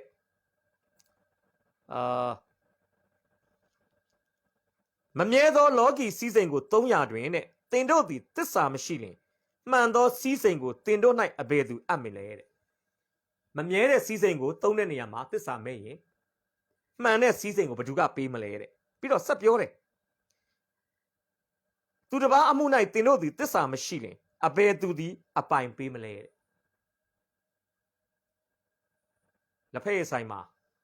စပွဲထိုးဘဝမှာလက်ဖက်ရည်ဆိုင်ပိုင်ရှင်ပေါ်မှာတစ္ဆာမရှိတဲ့ဆိုင်လုပ်သားတစ်ယောက်ဖြစ်ခဲ့မယ်ဆိုရင်အဲ့ဆိုင်လုပ်သားဟာတနေ့သောအခါမှာဆိုင်ရှင်ဖြစ်ဖို့အလားအလာဘယ်တော့မှမရှိဘယ်တော့မှမရှိဘာလို့လဲဆိုရင် तू ကတစ္ဆာမှမရှိတာဒီနေ့ချက်တော်မိတ်ဆွေကျွန်တော်ကိုးကွယ်တဲ့ဘုရားဟာနေ့စဉ်ကျွန်တော်တို့လုပ်နေတဲ့အရာတွေကိုတတိနဲ့ကြည့်ရှုနေတယ်နော်ဝေကြီးမှာတစ္ဆာရှိလားအချိန်အသုံးပြုတဲ့နေရာမှာတစ္ဆာရှိလားနော်ကျွန်တော်တို့လုပ်ရတဲ့ဟာလားတာဝန်တွေအငန်းတာတွေပေါ်မှာကျွန်တော်တို့တာဝန်ယူမှုတာဝန်ခံမှုဘယ်လောက်သစ္စာရှိလဲဖခင်ဒါတွေကိုကြည့်ပါတယ်ဒါတွေကိုကြည့်ပြီးတော့မှဖခင်သခင်စိတ်ကြည်နေတယ်ဆိုရင်တော့ဖခင်ကကျွန်တော်တို့ကိုနောက်ထပ် level တစ်ခုတိုးပြီးတော့မှဟာလားတင်းငယ်သောအမှုကနေပြီးတော့မှဟာလားအလေလက်အမှုကနေမှကြီးသောအမှုဆိုပြီးဖခင်သခင်ကအဆင့်ဆင့်ကျွန်တော်တို့ကိုအနှင်းသွားမှာဖြစ်ပါတယ်ဒါဝိဒ်ရဲ့ဘဝအသက်တာမှာတော့တကယ်ကျေးဇူးတော်ချီးမွမ်းစရာဖြစ်ပါတယ်ရိတ်ခါပို့တဲ့ကိစ္စသေးသေးလေးကိုသူဟာဆောင်ရွက်ရင်းနေပဲဂေါလိယက်ကိုတတ်ပြီးတော့မှဣသီလလူမျိုးကိုရန်သူလက်ကကဲတင်နေဆိုတဲ့ကြီးမားတဲ့ကိစ္စကြီးကိုသူကအံ့ဩဖွယ်ပြုခွင့်ရခဲ့တာဖြစ်ပါတယ်ဒါကြောင့်ချက်တော်မိတ်ဆွေဂေါလိယက်လေဘင်းကိုဒါဝိဒ်မလီးခင်မှာဒါဝိဒ်တိုးကြောင်းနေတာတွေတိုးထင်းရဲ့လက်ထဲမှာတိုးတွေကိုအပ်တာတွေရိတ်ခါဆောက်ရဲ့လက်ထဲမှာရိတ်ခါတွေကိုအပ်တာကိုမိတ်ဆွေမျက်စိထဲမှာကျွန်တော်မြင်စေချင်တယ်ချက်ချင်းဂေါလိယက်လေကိုဒါဝိဒ်လှီးရတာမဟုတ်ဘူးနော်အဲ့မတိုင်ခင်မှာဒါဝိဒ်ရဲ့တစ္ဆာရှိမှုအနှဲငယ်သောမှု၌တစ္ဆာရှိတဲ့အခန်းကဏ္ဍလေးတွေမြောက်များစွာရှိခဲ့တာဖြစ်ပါတယ်ဒါတွေကိုကြော်ပြီးမှဒါတွေကိုပြီးမြောက်အောင်လှုပ်ဆောင်ပြီးမှဒါလည်းဘုရားကသူ့လက်ထဲမှာကြီးသောအမှုကိုအနှင်းနေဆိုတာကျွန်တော်ဒီနေ့ဖော်ပြပေးချင်ပါတယ်ကဲဒုတိယမြောက်ခေါင်းစဉ်ကိုကျွန်တော်သွားရအောင်ဒုတိယမြောက်ခေါင်းစဉ်ကိုကျွန်တော်တို့ချိနိုင်ဖို့ရန်အတွက်ဓမ္မရာဆိုရင်ဒုတိယစာအခန်းကြီး3ကိုကျွန်တော်တို့အတူတကွသွားဖို့ဖြစ်ပါတယ်200အခန်းကြီး3အဲ့ဒါလေးကိုဖတ်ပြီးမှကျွန်တော်ဇာလန်နောက်ကျောင်းကိုနည်းနည်းလေးပြန်ရှင်းပြချင်တယ်အခန်းကြီး3အပိုက်ငယ်6ပဲဖတ်လိုက်ပါ200အခန်းကြီး3အပိုက်ငယ်6ရှောလုအမျိုးနှင့်ဒါဝိဒ်အမျိုးစစ်တိုက်ကြစဉ်အခါအာဗနာသည်ရှောလုအမျိုးဘက်မှကိုခိုင်ပါစေ၏ယေရှုတင်တယ်ခေါင်းစဉ်အရင်ကျွန်တော်ရေးလိုက်မယ်ဒုတိယမြောက်ခေါင်းစဉ်ကိုတော့ကျွန်တော်ဘယ်လိုပေးထားလဲဆိုရင်အနှဲငယ်သောပြဿနာကကြီးသောအမှု၌တစ္ဆာရှိခြင်းကိုပျက်စီးစေနိုင်တယ်ဆိုတဲ့အရာပဲဖြစ်ပါတယ်နံပါတ်1ဖြစ်ပါတယ်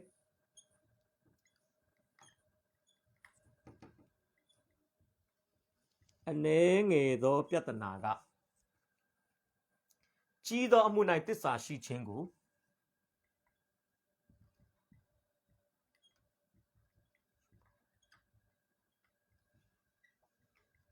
ကြီးသောအမှု၌တစ္ဆာရှိခြင်းကိုပျက်စီးစေနိုင်တယ်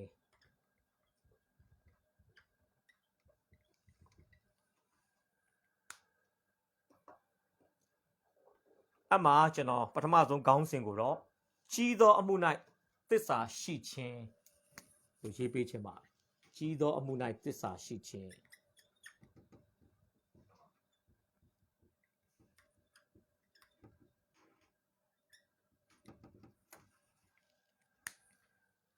အဲ့ဒါစောစော200အခန်းကြီး3ပိုက်ငယ်6မှာကျမ်းစာပါပြောလဲဆိုရင်အာဗနာသည်တဲ့ရှောလုအမျိုးဘက်၌ကိုခိုင်မာစေတယ်တဲ့အဲ့ဒါလေးတော့ကျွန်တော်ရေးပေးချင်ပါတယ်236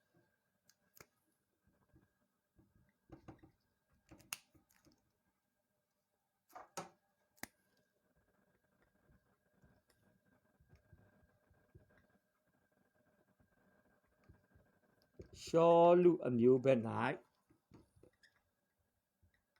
ကိုခိုင်မာစေတယ်လို့ကျွန်တော်ဖော်ပြပေးချင်ပါ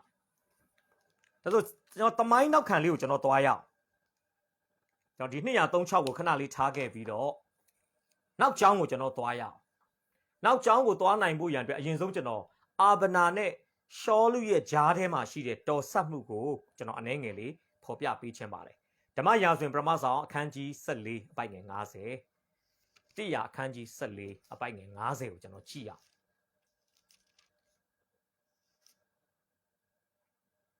မြောက်သားတော်ကအဟိမတ်ဤသမီးအဟိနောင်တီဘူချုပ်မင်းကအဘထွေးတော်နေရတာ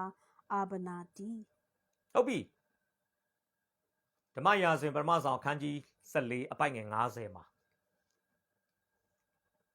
ရှောလူရဲ့နန်းတော်ထဲမှာအမှုထမ်းတဲ့သူတွေ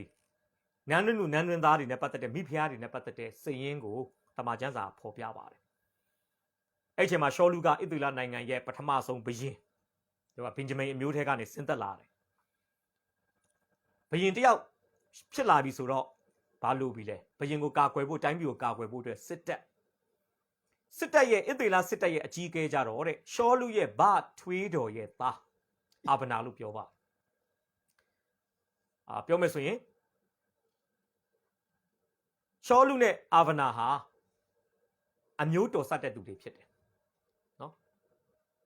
ညီကိုတဝမ်းခွဲလို့ကျွန်တော်တို့ပြောလို့ရတာဖြစ်ပါတယ်သူတို့ကအမျိုးတော်ဆက်တယ်ဆိုတော့အဲ့ဒါနဲ့ကျွန်တော်ဓမ္မရာဇဝင်ပထမဆောင်အခန်းကြီး31လောက်ရောက်လာတဲ့အခါမှာကျွန်တော်မြန်လေးသွားရအောင်နော်တိရအခန်းကြီး31မှာဖိလိတိလူမျိုးတွေနဲ့တိုက်တဲ့တိုက်ပွဲမှာရှောလူအပါအဝင်ရှောလူရဲ့အရိုက်အရာကိုစက္ခံဖို့ရန်ကြီးစင်ငယ်လိုက်အနေထားမှာရှိတဲ့သားအကြီး3ယောက်ကတိုက်ပွဲမှာရှောလူနဲ့အတူကြရှုံးသွားတာဖြစ်ပါတယ်ကျွန်တော်တို့ဓမ္မရာဇဝင်ပထမဆောင်အခန်းကြီး31အပိုက်ငယ်6 131 6တစ်ချက်လောက်ကြည့်အောင်ထို့သောရှောလူမှစ၍သူဤသား3ယောက်သည်သူဤလက်နက်ဆောင်လူလင်သူဤလူအပေါင်းတို့သည်ထိုနေ့ချင်းတွင်အတူတည်ကြ၏ယေရှုတင်နဲ့ဖိလိတိလူမျိုးတွေနဲ့တိုက်တဲ့တိုက်ပွဲမှာဓမ္မရာဇဝင်ပထမဆောင်အခန်းကြီး31မှာရှောလူအပါဝင်သူ့ရဲ့သားအကြီး3ယောက်ပေါ့ယောနသန်အပါဝင်နောက်ထပ်ညီ2ယောက်တိုက်ပွဲမှာကြာရှုံးသွားတယ်အဲ့ချိန်မှာရှောလူဆုံးသွားပြီးအိမ်ရှိမင်းသားယောနသန်လည်းဆုံးသွားပြီးပြီးတော့မှအိမ်ရှိမင်းသားပြီးလို့ရှိရင်အရိုက်ရာဆက်ခံဖို့ဒီဒုတိယနေရာမှာရှိတဲ့သူနောက်တတိယနေရာမှာရှိတဲ့သူအတီးတီဆုံးသွားပြီနန်းတော်မှာဘယ်သူကြံနေလဲဆိုရင်ဣရှဘောရှက်ဆိုတဲ့ရှောလူရဲ့သားတစ်ယောက်ကရှိနေတာဖြစ်ပါတယ်ဓမ္မပညာရှင်တွေကတော့ဗာပြောလဲဒီစစ်ပွဲထဲမှာရှောလူသား4ယောက်ရှိပါရဲ့နဲ့3ယောက်ပဲလိုက်သွားပြီး1ယောက်ကြံခဲ့တာကတချို့ကတော့နန်းတော်ဆောက်ဖို့တချို့ကတော့နန်းတော်ဆောက်ဖို့မဟုတ်ဘူးတဲ့ဒီဣရှဘောရှက်ဆိုတဲ့လူကတိုက်ရီခိုက်ရီဘာမှမပြေဝတဲ့သူစစ်မြေပြင်ကိုခေါ်သွားရင်သူ့ကြောင့်တခြားစစ်သားတွေကဝင်ထုတ်ဝင်ဖို့ဖြစ်မှာဖြစ်တဲ့အတွက်ကြောင့်သူ့ကိုစစ်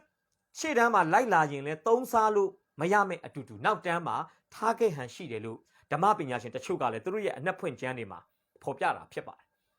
ဆိုတော့အမှနည်းနည်းလေးသူတို့သားဖား2ယောက်ရဲ့နန်းသက်နဲ့ဣရှဘောရှေရဲ့အနေအထားလေးကိုကျွန်တော်သုံးသပ်ပြချင်တယ်တမန်တော်73-21ကြည့်အောင်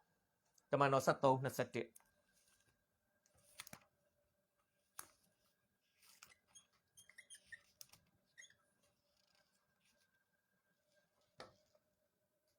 နောက်တဖန်ရှင်ဘုရင်ကိုတောင်းကြသောအခါ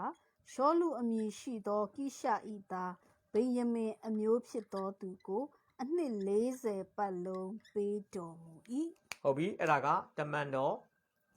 ဝိတုအခန်းကြီး73ပိုက်ငယ်21ဖြစ်ပါတယ်တမန်တော်73-21အမှအဓိကဖော်ပြချင်တာကတော့ရှောလူရှင်မြင်လုတ်ခဲ့တဲ့သက်တမ်းနန်းသက်ပေါ့နော်နှစ်40ဆိုတာကိုကျွန်တော်မိတ်ဆွေကိုသိစေချင်တာဖြစ်ပါတယ်ကဲနောက်တစ်ခုကြည့်ရအောင်ဓမ္မရာဇဝင်ဒုတိယဆောင်အခန်းကြီး2အပိုက်ငယ်8ကနေ10ဒါကရှောလူနဲ့သား3ယောက်ဆုံးပြီးတဲ့နောက်ပိုင်းတိုက်ပွဲကြပြီးတဲ့နောက်ပိုင်းမှာဣသရေလရဲ့ယာဇပလင်မှာဣရှဘောရှက်ကဘယင်ဖြစ်လာတဲ့အကြောင်းကိုတမန်ကျမ်းစာကဖော်ပြနေတာဖြစ်ပါတယ်200အခန်းကြီး2အပိုက်ငယ်8ကနေ10တို့ရာတွင်ရှောလူဤဘူးချုပ်မင်းနေရသားအာဗနာသည်ရှောလူသားဣရှဘောရှက်ကိုယူ၍ မဟာနိမ်မြို့သို့ဆောင်သွားပြီးလျှင်ဂိလတ်ပြည်အာရှာအမျိုးသားများယေဇရေလမြို့သားများအေဖရင်ခရိုင်ဗိယမင်ခရိုင်အစရှိသောဣသရေလနိုင်ငံလုံးကိုအစိုးရသောရှင်ဘုရင်အရာ၌ချီးမြှောက်လေ၏ရှောလု၏သားဣရှဘောရှက်သည်အသက်40ရှိသောဣသရေလနိုင်ငံကိုအစိုးရ၍နှစ်စိုးစံလေ၏ ယေရှုတင်နဲ့ရပြီဆိုတော့ဒီမှာကျွန်တော်တတိချက်စီချင်တာကရှောလုသည်နန်းသက်နှစ်40စူးစံခဲ့တယ်ရှောလုစုံတဲ့အခါမှာရှောလုအရိုက်ရာကိုစက္ကန့်နဲ့ဣရှဘောရှက်ဟာအသက်40မှာနန်းတက်တယ်အမှ40ဆိုတဲ့ကိန်းဂဏန်းနှစ်ခုရဲ့တူညီမှုကိုကျွန်တော်တတိချက်စီချင်တယ်ကျမ်းစာဘာကိုညွှန်ပြချင်တာလဲဣရှဘောရှက်သည်သူ့အကိုကြီး3ယောက်လို့ရှောလုဟာလာအယက်သားဘဝဘယင်မဖြစ်ခင်ဖခင်ရဲ့မြဲတွေကိုထိန်းချောင်းတဲ့အချိန်လေသမားတယောက်အနေနဲ့ထွန်ရက်စိုက်ပျိုးတဲ့အချိန်မှာမွေးတဲ့သားတယောက်မဟုတ်ဘူးရှောလုဘယင်ဖြစ်ပြီးမှရှောလုနန်းတော်ထဲမှာတက်တောက်တက်တာနေပြီးမှမွေးလာတဲ့သားတယောက်ဖြစ်တဲ့အတွက်ကြောင့်သူသည်ရွှေလင်ပန်းနဲ့အချင်းဆေးတယ်လို့ပဲပြောစီဦးထောပတ်တွေစားပြီးတော့မှအေးရအေးချောင်းကြီးလာတယ်လို့ပဲပြောလို့ရတဲ့အနေအထားဖြစ်ပါတယ်သူ့ကိုယောနသန်ကတော့ဓမ္မရာဇဝင်ပထမဆောင်ခန်းကြီး14မှာလက်နက်ဆောင်လူလင်တယောက်ပဲခေါ်ပြီးတော့မှရန်သူတွေကိုသွားတိုက်ရဲတယ်ကျွန်တော်ထင်တယ်ယောနသန်ကဘဝကျမ်းလိုက်မယ်ရှောလုလေသမားဘဝကလေးကမွေးလာတဲ့သားဦးဖြစ်တဲ့အခါမှာဖခင်နဲ့အတူလေထွန်တဲ့အတွေ့အကြုံတွေမှာအစသူခက်ခဲပင်ပန်းတဲ့အတွေ့အကြုံတွေသူ့မှာရှိခဲ့ကောင်းရှိခဲ့လိမ့်မယ်ဒါပေမဲ့ဣရှဘောရှက်ကတော့ရှောလုဘယင်ဖြစ်ပြီးမှမွေးသောကြောင့်ရှောလုလေသမားဘဝဟာလာမြဲအဖခင်ရဲ့မြဲတွေကိုကြောင်းတဲ့ဘဝတုန်းကမွေးတဲ့သားများနဲ့တော့တူမှာတော့မဟုတ်ဘူးဒါကြောင့်ရှောလုဆုံးတဲ့အခါမှာတော်ဝင်သွေးဆိုလို့သူတယောက်ပဲကြံလာအောင်ဒါကြောင့်အာဗနာကဘာလုပ်လဲရှောလုရဲ့ယာဇပလင်နေရာမှာဣရှဘောရှက်ကိုနန်းတင်တယ်အဲ့ချိန်မှာဒါဝိဒ်ကယူဒလူမျိုးတစ်မျိုးရဲ့ဘယင်အနေနဲ့ဟေဗြုန်မြို့မှာနန်းထိုင်နေတယ်ဒီမှာတော့ရှောလုရဲ့သားကအာဗနာရဲ့ထောက်ခံမှုနဲ့ကျန်တဲ့ဣသရေလ7ခရိုင်ကိုဘာလို့လဲဆိုဘယင်လုပ်နေတာဖြစ်ပါတယ်မျက်စိထဲမှာမြင်အောင်ကြည့်နော်ပြည်တွင်းစစ်ဖြစ်နေတယ်ယူဒအမျိုးသားနဲ့ကျန်တဲ့ရှောလုသားအုပ်ချုပ်တဲ့7မျိုးနဲ့ကပြည်တွင်းမှာတိုက်ပွဲဖြစ်နေတယ်အာဗနာကလည်းသိတဲ့အတိုင်းပဲလေတာမန်လူမမဟုတ်တာတော့ဗိုလ်ချုပ်တယောက်တိုက်ရိုက်ခိုက်ရိုက်ကျွဲဝါတယ်ဒါကြောင့်ကျွန်တော်မြင်တယ်ယူဒစစ်တပ်တွေကလည်းဣသရေလစစ်တပ်တွေကိုလွယ်လွယ်ကူကူနဲ့နှိမ်နင်းဖို့ဆိုတာမဖြစ်နိုင်ခဲ့ဘူးပြည်တွင်းစစ်ကနှစ်တော်ကြာဖြစ်နေတာဖြစ်ပါတယ်ဆိုတော့အမှတတိချက်စေချင်တာကအာဗနာဆိုတဲ့ဗိုလ်ချုပ်ဟာဣရှဘောရှက်ဆိုတဲ့ဘယင်ကိုအနောက်ကနေဣရှဘောရှက်ကွယ်လွန်အနိစ္စရောက်သွားတဲ့အချိန်ထိပေါ့ဒါပေမဲ့ဣရှဘောရှက်တော့အာဗနာကဆုံးတာတော့စောတယ်ကျွန်တော်ပြောအာဗနာဟာသူမသေးမချင်းဣရှဘောရှက်ကိုရုပ်သေးဘယင်တယောက်အနေနဲ့တိုင်းပြည်မှာတော့ယာဇပလင်မှာထိုင်နေတာတော့ဣရှဘောရှက်ဒါပေမဲ့ဆုံးဖြတ်တာတွေဟာလာဘယ်လိုခေါ်မလဲအကြံဉာဏ်တွေအကောင့်ထဲဖော်တာတွေအားလုံးကတော့အာဗနာရဲ့ idea တွေပဲဖြစ်လိုက်တယ်ဒါကြောင့်ဓမ္မပညာရှင်တွေကဣရှဘောရှက်ကိုရုပ်သေးဘယင်လို့ခေါ်ဆိုလေးရှိတယ်ပြောချင်တာသူကမျက်နှာလောက်ပဲပြရလားညီလာခံမှာကျန်တာအားလုံးစစ်စင်ရေးတွေဟာလာစစ်တိုက်မဲ့အစီအစဉ်တွေဘတ်ဂျက်တွေရေးဆွဲတာအားလုံးအာဗနာလက်အာဗနာချေဒါပေမဲ့အာဗနာစီစဉ်ထားတဲ့အစီအစဉ်တွေအားလုံးကိုလက်မှတ်ထိုးပြီးတော့မှအကောင့်ထဲဖော်ခွင့်ပေးရတာတော့ဘယင်ကျွန်တော်ဘယင်ကဘာအကြံဉာဏ်မှခေါင်းထဲကမထွက်လာကျွန်တော်ပြောချင်တာအသုံးမကျတဲ့ဘယင်အရေးချင်းမရှိတဲ့ဘယင်ရုပ်သေးဘယင်ဒါပေမဲ့ရုပ်သေးဘယင်ပင်ဖြစ်လင်ကစားသူ့ခန္ဓာကိုယ်ထဲမှာစီးဆင်းနေတဲ့သွေးတွေဟာမင်းသွေးဖြစ်တဲ့အတွက်ကြောင့်တော်ဝင်သွေးဖြစ်တဲ့အတွက်ကြောင့်ရှောလုရဲ့သားဆိုတဲ့အသည့်နဲ့အာဗနာဟာဟလာရှောလုအမျိုးဘက်မှာကိုခိုင်မာစီပြီးတော့ဒါဝိဒ်ရဲ့အဖွဲ့တွေကိုတိုက်ခိုက်တယ်လို့တမန်ကျမ်းစာကပြောပါတယ်ဒါကြောင့်200ခန်းကြီး3အပိုက်ငယ်1ကိုကျွန်တော်ဖတ်စီချင်တယ်200ခန်းကြီး3ပိုက်ငယ်1သူတို့ရဲ့စစ်ပွဲဟုတ်ပြီရှောလုအမျိုးနှင့်ဒါဝိဒ်အမျိုးတို့သည်ကြာမြင့်စွာစစ်တိုက်၍ဒါဝိဒ်သည်အားတိုးပွားလျက်ရှောလုအမျိုးသည်အားရွေ့လျော့လျက်ရှိကြ၏ကြာမြင့်စွာလို့ပြောတဲ့အခါမှာဣရှဘောရှက်က2နှစ်လောက်ပဲဘယင်လုပ်တယ်ဆိုတော့အဲ့ဒါကိုကျွန်တော်အဲ့ကိန်းကနန်းကိုယူပြီးပြောမယ်ဆိုတော့2နှစ်နီးပါးလောက်ပြည်တွင်းစစ်ဖြစ်တယ်ဘာတပြန်ကြားတပြန်တိုက်ကြတယ်ဗျာဒါပေမဲ့စစ်ပွဲတွေဖြစ်တဲ့အချိန်ကြီးများလာလေစစ်ပွဲရဲ့တက်တန်းရှည်လာလေတဖြည်းဖြည်းနဲ့ရှောလုတို့ဘက်ကအရေးနှိပ်လာတယ်ရှောလုရဲ့ဟာလာနိုင်ငံဘက်ကဒီအာဗနာတို့ဘက်ကဒါဝိဒ်ရဲ့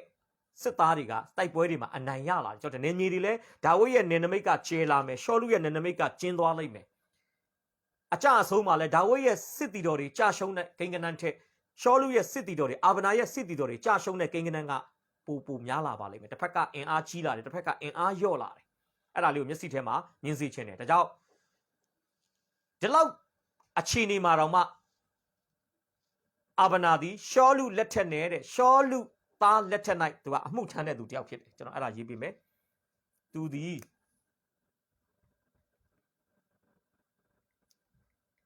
ရှောလုလက်ထက်နဲ့ရှောလုသားလက်ထက်၌အစီခံအမှုထမ်းခဲ့တဲ့သူတယောက်ဖြစ်ပါတယ်ဒါလေးကိုမျက်စိထဲမှာမြင်စေခြင်းတယ်နောက်ဒါကိုဏိကုံချုပ်ဒီပထမတစ်ချက်ကိုပြောမယ်ဆိုရင်သူ့ရဲ့ကြီးမားသောတစ္ဆာရှိခြင်းကဘာလဲဆိုရင်ရှောလုနှင့်ရှောလုအမျိုးနွယ်အပေါ်၌တစ္ဆာရှိခြင်းပဲဖြစ်ပါတယ်ရှောလုနှင့်ရှောလုအမျိုးအနွယ်ပေါ်၌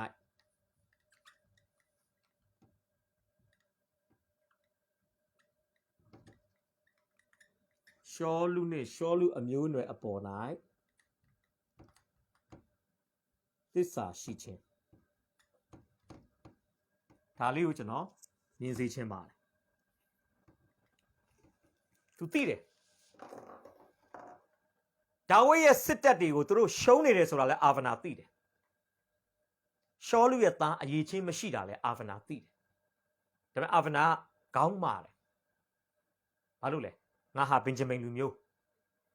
လက်ရှိဘုရင်ဟာအရင်ဘုရင်ရဲ့သားဒါဘာဖြစ်ဖြစ်ဘုရင်အရေးချင်းရှိတာဖြစ်စေမရှိတာဖြစ်စေငါသည်အရင်ဘုရင်ရှောလုပေါ်မှာတစ္ဆာဆောက်ခဲ့တဲ့စစ်သားတယောက်စစ်ဗိုလ်ချုပ်တယောက်ဖြစ်တယ်လို့ဒီသူ့ရဲ့သားလက်ထက်မှာလည်းတစ္ဆာရှိရမယ်ဆိုတဲ့ဆုံးဖြတ်ချက်နဲ့သူဘာလုပ်လဲဆိုရင်တစ္ဆာရှိတယ်တစ္ဆာရှိတယ်ဥဆောင်တဲ့ဘုရင်တော်လို့တစ္ဆာရှိတာမဟုတ်ဘူးနော်ဘုရင်တော်တာမတော်တာအာဗနာစိတ်ဝင်စားဘူးအာဗနာနှလုံးသားထဲမှာခံယူထားတဲ့အရာကရှောလုရဲ့သားစဉ်မြေးဆက်အပေါ်မှာတစ္ဆာရှိရမယ်ဆိုတဲ့အရာကိုသူလက်ကင်ထားတာဖြစ်ပါတယ်ဒါပေမဲ့ဝမ်းနည်းစရာကောင်းတာကအဲ့လောက်အရေးချင်းမရှိတဲ့ဘယင်ပေါ်မှာတစ္ဆာရှိတဲ့စစ်သူကြီးတယောက်သူ့ရဲ့တစ္ဆာရှိမှုတွေဟလာရပ်တန့်သွားမဲ့အချိန်ကာလဟာတနေ့သောအခါမှာရောက်လာတာပဲဖြစ်ပါတယ်အဲ့ဒါတော့ကျွန်တော်ဘယ်လိုကောင်းစဉ်ရေးပြီးချင်းဆိုအနှဲငယ်သောပြဿနာကြီးသောအမှု၌တစ္ဆာရှိခြင်းပြီးရင်အဲ့ကြီးသောအမှု၌တစ္ဆာရှိနေတဲ့အာဗနာရဲ့အသက်တာမှာအနှဲငယ်သောပြဿနာနဲ့ရင်ဆိုင်ရတယ်ဒါကျွန်တော်ရဲ့ရှုထောက်ကနေကျွန်တော်အနှဲငယ်သောပြဿနာလို့ကျွန်တော်ယူဆတာဖြစ်ပါတယ်ဒါပေမဲ့အဲ့ဒီကျွန်တော်အနှဲငယ်သောပြဿနာလို့သတ်မှတ်တဲ့အရာကိုတော့ဣရှဘောရှက်ကတော့ကျွန်တော်ထင်တယ်ပြဿနာအကြီးကြီးလို့သူသတ်မှတ်ပါလိမ့်မယ်အားကြောင့်လဲသူတို့ဟလာဣရှဘောရှက်နဲ့အာဗနာရဲ့ဂျားထဲမှာစိတ်ဝမ်းကွဲပြီးတော့မှပထမအာဗနာဘိုလ်ချုပ်ရွာဘလှုပ်ကြံပြီးတည်သွားတယ်နောက်ပိုင်းမှာတော့ဣရှဘောရှက်ကိုယ်တိုင်ကိုသူ့ရဲ့တပည့်သားချင်းတွေကပြန်တတ်တဲ့ကိစ္စတွေဟာနောက်ပိုင်းမှာဖြစ်လာတာဖြစ်ပါတယ်အဲ့ဒီကိစ္စတွေဖြစ်ဖို့အတွက်ပြဿနာလေးကသေးသေးလေးပါအဲ့ဒါလေးကိုကျွန်တော်ကြည့်ရအောင်အဲ့ပြဿနာကဘာလဲဆိုရင်ဒီရှောလုရဲ့မယင်ငယ်တယောက်ကိုအာဗနာကတကယ်တော့မုတ်ဆိုးမလေးပါရှောလုမရှိတော့ဘူးဆိုတော့ဒါသူကလက်ထပ်ထိမ်းများထားတဲ့ခင်မွန်းတဲ့ကမ္ဘာပိုင်ယောက်ျားဆုံးသွားပြီဆိုတော့နောက်အိမ်အောင်ပြုရင်ပြုလို့ရတယ်ဒါပေမဲ့ခက်တာကအဲ့ဒီခက်ကတော်ဝင်အတိုင်းဝိုင်းထဲမှာရှိတဲ့မိန်းမတွေကခင်မွန်းတဲ့ဆုံးရင်တော့နောက်အိမ်အောင်ပြုဖို့အခွင့်အရေးမရှိဘူးကပြုတ်ခဲ့မယ်ဆိုရင်တော့နော်ကျမ်းစာပညာတိကျမ်းမှာပြောတာဟုတ်အဖေရဲ့ဟလာအဖေရဲ့မိန်းမကိုသားကမယူရဆိုတော့အဖေမိန်းမဖြစ်တဲ့လူကိုသားယူလို့တော့မရဘူးဆိုတော့ဒီမိန်းမတွေကမုတ်ဆိုးမဘဝနဲ့ပဲတက်တလုံးနေရမယ့်အနေအထားဖြစ်တယ်နော်ဒါပေမဲ့ဒီမှာအာဗနာကဘာလုပ်လဲဆိုရင်ရှောလုရဲ့မယင်ငယ်ကိုသူကသွားယူလိုက်တာဖြစ်ပါတယ်အဲ့ဒီကျမ်းချက်က203ခုမှာဖတ်ပေးပါရှောလု၌အဲအာဤသမီးယေဇပအမည်တော်ယေဇပမည်တော်မယင်ငယ်တယောက်ရှိ၏ဣရှဘောရှက်ကသင်သည်ငါအဘဤမယင်ငယ်ကိုအဘဲကြောင့်သိမ့်သည်နည်းဟုအာဗနာအားဆိုလျှင်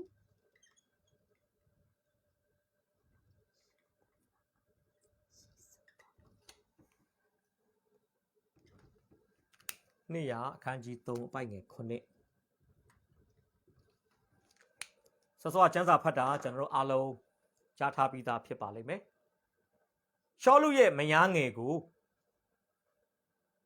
အာဗနာကဘာလုပ်လဲဆိုရင်သိမ့်ပိုက်လိုက်တာဖြစ်ပါတယ်အဲ့ခါမှာဣရှဘောရှက်ကစိတ်ဆိုးတယ်တကယ်တော့အေးပေါ့အာဗနာဘက်ကကြည့်ရင်တော့ဒါကဘာမှမဟုတ်တဲ့ကိစ္စ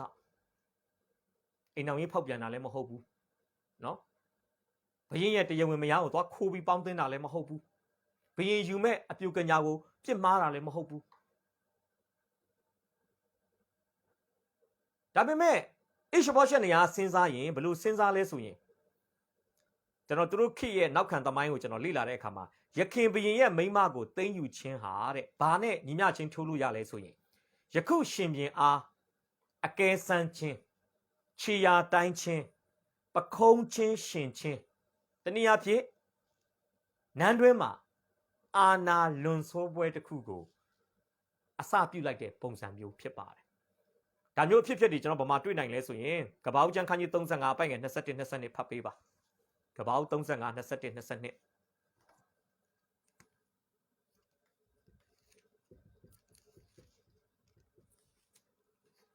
ဣသရီလသည်တဖန်ခရီးသွားပြန်၍အေဒါလင့်စင်ကိုကြော်ပြီးမှ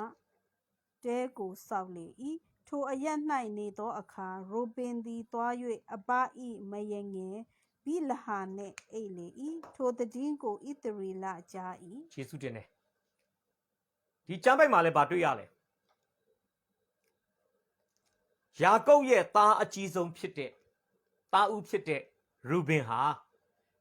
ဖခင်ယာကုပ်ရဲ့မယင်ငယ်ဖြစ်တဲ့ဘိလဟာကိုသူဘာလုပ်လဲဆိုရင်သွားပြီးပြစ်မှားတာဖြစ်ပါတယ်လူဘက်ကနေကြည့်မယ်ဆိုရင်တော့အသွေးအသားတတ်မဲ့မှုကြောင့်ဖြစ်တယ်လို့သတ်မှတ်လို့ရပါတယ်ဒါလည်းဖြစ်နိုင်ပါတယ်ဒါတစ်ဖက်ကနေကျမ်းစာပညာရှင်တချို့ကတော့ဗာပြောလို့ဆိုရင်ရူဘင်ကတဲ့အဖေမိန်းမအဖေရဲ့မယင်ငယ်ကိုအဖေတိမှန်တိတိကြီးနဲ့ကျွန်တော်ထင်တယ်အဲ့ခေတ်တုန်းကအမျိုးသမီးတွေကကိုတဲနဲ့ကိုနေရတာအမျိုးသမီးတွေနေတဲ့တဲထဲမှာသူတို့ခင်မွန်းတွေကလွဲရင်ဘယ်ယောက်ျားမှဝင်လို့မရဘူးရူဘင်ကကျွန်တော်ထင်တယ်မျက်နှာပြောင်တိုက်ပြီးအဖေယာကုပ်မြင်ရတာနဲ့သူ့ရဲ့ဘာခေါ်မလဲမိမိလေးပဲခေါ်မှာပေါ့မိတွေးတော့မဟုတ်ဘူးသူ့အဖေရဲ့သူ့အဖေကကျွန်မကိုယူထားတာကိုအဖေအရှိမလဲကျွန်တော်ထင်တယ်ဝင်ပါလိုက်မယ်အဖေကသိနေတာ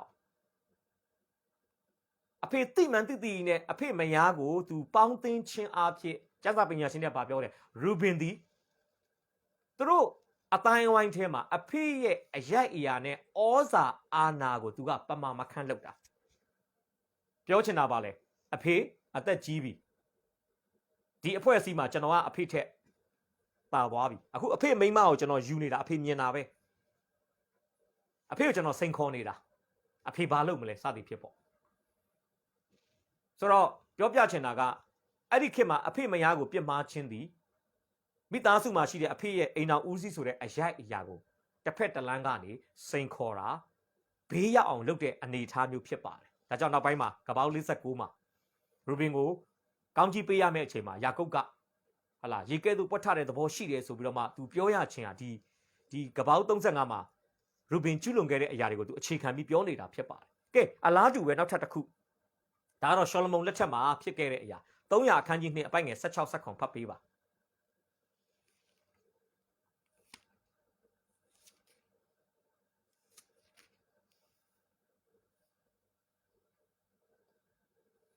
ယခုမှတစုံတစ်ခုသောစုကို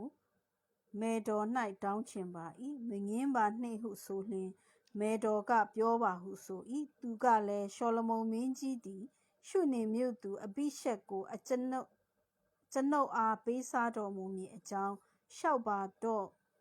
မင်းကြီးသည်မေတော်ကိုငင်းတော်မမူနိုင်ဟုဆိုလေတော့ဟုတ်ပြီနောက်20ကနေ22ထိုအခါမေတော်ကငယ်သောစုတစုံတစ်ခုကိုတောင်းချင်သည်ဖြစ်၍မငင်းပါနှင့်ဟုလျှောက်လျင်ရှင်ဘုရင်ကမိခင်တောင်းပါကျွန်ုပ်မငင်းပါဟုမိန့်တော်မူ၏မေတော်ကလည်းရှုနေမြို့သူအဘိရှက်ကိုနောင်တော်အဒေါနိယအားပေးစားတော်မူပါဟုတောင်းလေတော့ဟုတ်ပြီဇလန်းလေးကိုကျွန်တော်နည်းနည်းလေးဖော်ပြပေးခြင်းတယ်ဓမ္မရာဇဝင်တတိယဆောင်အခန်းကြီး1မှာဒါဝိဒ်ကအသက်အရွယ်အရ အိယာထဲမှာလဲနေပြီသူ့ဘဝရဲ့နောက်ဆုံးနေ့ရက်တွေကိုဒါဝိဒ်ဖြတ်သန်းနေတဲ့အချိန်ဖြစ်ပါတယ်အဲ့အချိန်မှာသားတော်တွေထဲကတပားဖြစ်တဲ့အဒိုနီယာက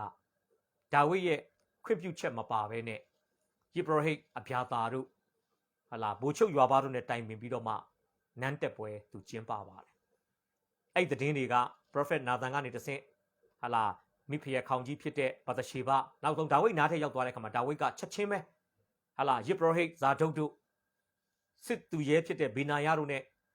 prophet နာသန်တို့နဲ့တိုင်ပင်ပြီးတော့မှရှောလမုန်ကိုသူကသူ့ကိုယ်စားရှင်ဘုရင်နေရာမှာတင်မြှောက်ခဲ့တာဖြစ်ပါတယ်ဒါကြောင့်အဒိုနီယာရဲ့နန်းတက်ပွဲကပြက်ပြက်သွားပြီးတော့ရှောလမုန်ဘုရင်ဖြစ်လာတယ်ဒါပေမဲ့ရှောလမုန်ကအကိုဖြစ်တဲ့အတွက်ကြောင့်အဒိုနီယာကိုသူကတေစားတေစီအနေနဲ့တရားမစီရင်ခဲ့ဘူးလူငင်းချမ်းသာခွင့်ပေးခဲ့တယ်ဒါပေမဲ့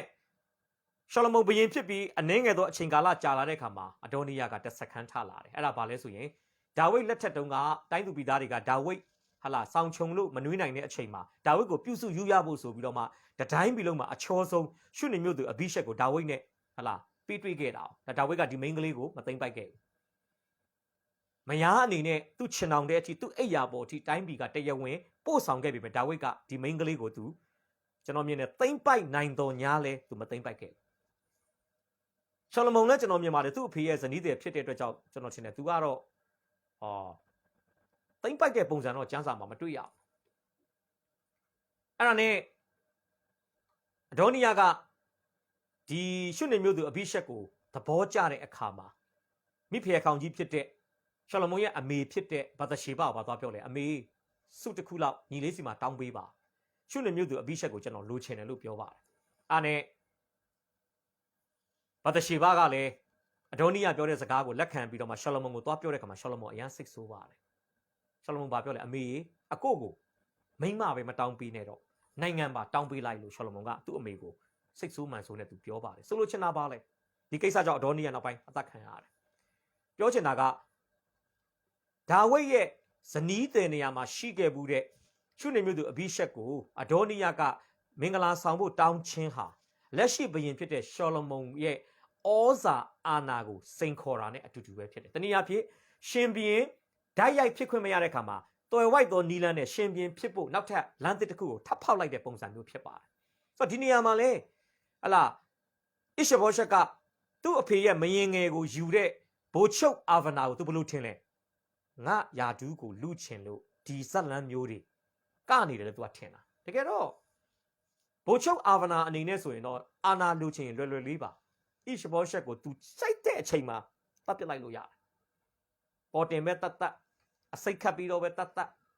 သူလှုပ်ချင်လှုပ်လို့ရတယ်ငကိုတဲကကိုသူကရှောလူအမျိုးပေါ်မှာသစ္စာရှိလို့ကိုအရေးချင်းမရှိတဲ့ဘယင်ကိုထိနှံပေးခဲ့တာမိတ်ဆွေသိတာပဲဒါပေမဲ့ဒီဘယင်ကအဲ့လိုပြောတဲ့အခါမှာတော်တော်လေးအာဗနာစိတ်မကောင်းဖြစ်တယ်သူမှာတော့သစ္စာရှိလိုက်ရတာချွေးတွေသံတွေနဲ့သွေးတွေချွေးတွေနဲ့ယင်းပြီးတော့မှဟာလာရှောလူအမျိုးဘက်ကနေဒါဝိဒ်ရဲ့စစ်တပ်တွေကိုကာကွယ်လိုက်ရတာရင်ဆိုင်လိုက်ရတာတိုက်ခိုက်လိုက်ရတာဒီမိမတယောက်ကိုယူမိတဲ့ကိစ္စနဲ့ပြောတာနှစ်ပြားမတန်အောင်ပြောတာဒါကြောင့်ချက်သွားမိတ်ဆွေတခါတရံကြရင်ကျွန်တော်တို့ရဲ့ဘာမဟုတ်တဲ့စကလုံးလေးတွေကြောင့်နှစ်ရှည်လများတိဆောက်ခဲ့တဲ့ကျွန်တော်တို့ရဲ့ပေါင်းသင်းဆက်ဆံရေးတွေပျက်စီးသွားနိုင်တယ်ဒါကြောင့်ကျွန်တော်ဒီမှာခေါင်းစဉ်တက်ထားတာမိတ်ဆွေသတိထားပြီးလိမ့်မယ်အနှဲငယ်သောပြဿနာကကြီးသောအမှု၌သစ္စာရှိခြင်းကိုပျက်စီးစေနိုင်တယ်အာဗနာတတဲလဟိုးရှောလူလက်ထက်ကနေစပြီးသစ္စာရှိလာလိုက်တာအခုဟာလာဣရှဘောရှက်ပေါ်မှာသစ္စာရှိတာနှစ်လုံးဒါတွေအားလုံးဟာ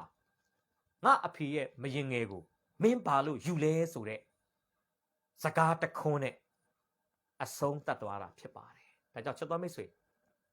တခါကကျရင်ဘာမဟုတ်တဲ့ပြဿနာလေးတွေကကျွန်တော်တို့ရဲ့ပေါင်းသင်းဆက်ဆံရေးကိုအဆုံးသတ်သွားနိုင်တယ်တခါကလင်မယားတွေကြားထဲမှာလဲဘာမဟုတ်တဲ့ကိစ္စလေးတွေနဲ့လင်မယားတွေရဲ့ဟလာလက်ထပ်ထိမ်းများခြင်းကလည်းဘာဖြစ်လဲအဆုံးသတ်သွားနိုင်တယ်တခါကျွန်တော်ကြားဘူးတယ်ကျွန်တော်ရဲ့ဟလာလုပ်ဖို့ဆောင်ဘက်ဆရာတယောက်ပြောတဲ့သတင်းစကားတခါမှာရုပ်ရှင်သရုပ်ဆောင်အမျိုးသမီးငယ်လေးတယောက်ရှိတယ်သူအိမ်နှောင်းသေးသူခင်မွန်းသေးကဇနီးသေးကိုချစ်တဲ့အတွက်ကြောင့်သူဇနီးသေးကတီကောင်အရန်ကြောက်တာ တီကောင်ကြောက်တဲ့ဇနီးတွေကိုသူဘာလို့တီကောင်နဲ့စလိုက်တယ်ညကစားလင်းမရနော်ဇနီးတွေလောက်တဲ့သူကတီကောင်ကြောက်တော်သူပြီးတီကောင်ကြောက်တတိလိလူမတက်ဖြစ်သွားတယ်ကြောက်ချင်တယ်မျက်ဖြူတွေပါလှန်သွားလိုက်ပဲဗျာအချစ်ချစ်ရှောက်ရတော့ကြောက်သွားတာနောက်ဆုံး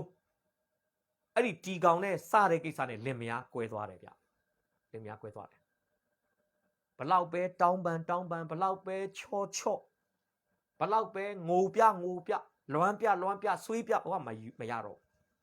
တဲလေးတော့မတန်ဘူးဗျာလောက်ပေါင်းများစွာနှစ်ပေါင်းများစွာချစ်ကြိုက်ခဲ့တဲ့ဇုံတွဲမင်္ဂလာဆောင်ပြီးပေါင်းသင်းနေတဲ့ဇုံတွဲပါမဟုတ်တဲ့တီကောင်လေးနဲ့စလိုက်တာနဲ့လင်မယားကွဲသွားတယ်ဒါချက်တော်မိတ်ဆွေအနှင်းငယ်သောပြဿနာဟာကြီးမားစွာတိဆောက်ထားရတဲ့ကြီးမားတိဆောက်ထားရတဲ့အိမ်အောင်ရေးစီးပွားရေးပေါင်းသင်းဆက်ဆံရေးတွေကိုဘာမှမဟုတ်တဲ့ကဲ့သို့ဖြည့်ဆည်းပြစ်နိုင်တယ်ဆိုတာကျွန်တော်ဒီနေ့တတိချက်စေချင်ပါတယ်ကဲဒါဆိုရင်ဟလာယခင်ဘရင်မိမကိုသိမ်းယူခြင်းဟာယခုဘရင်အားအကဲဆန်းခြင်းအဲ့ဒါလေးကျွန်တော်ရေးပေးခြင်းပါတယ်ယခင်ဘရင်ဤမိမကိုယခင်ဘရင်ဤမိမကိုသိမ်းယူခြင်း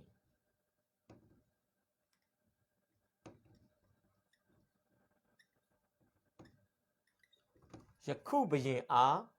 အကဲဆန်းခြင်းတနည်းအားဖြင့်ပခုံးချင်းရှင်တာခြေရတိုင်းတာ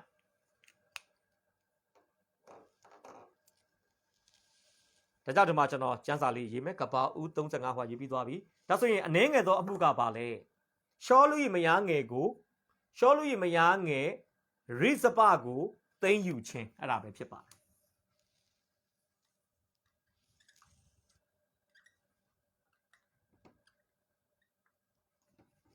ရှောလူ၏မယားငယ်ရိဇပ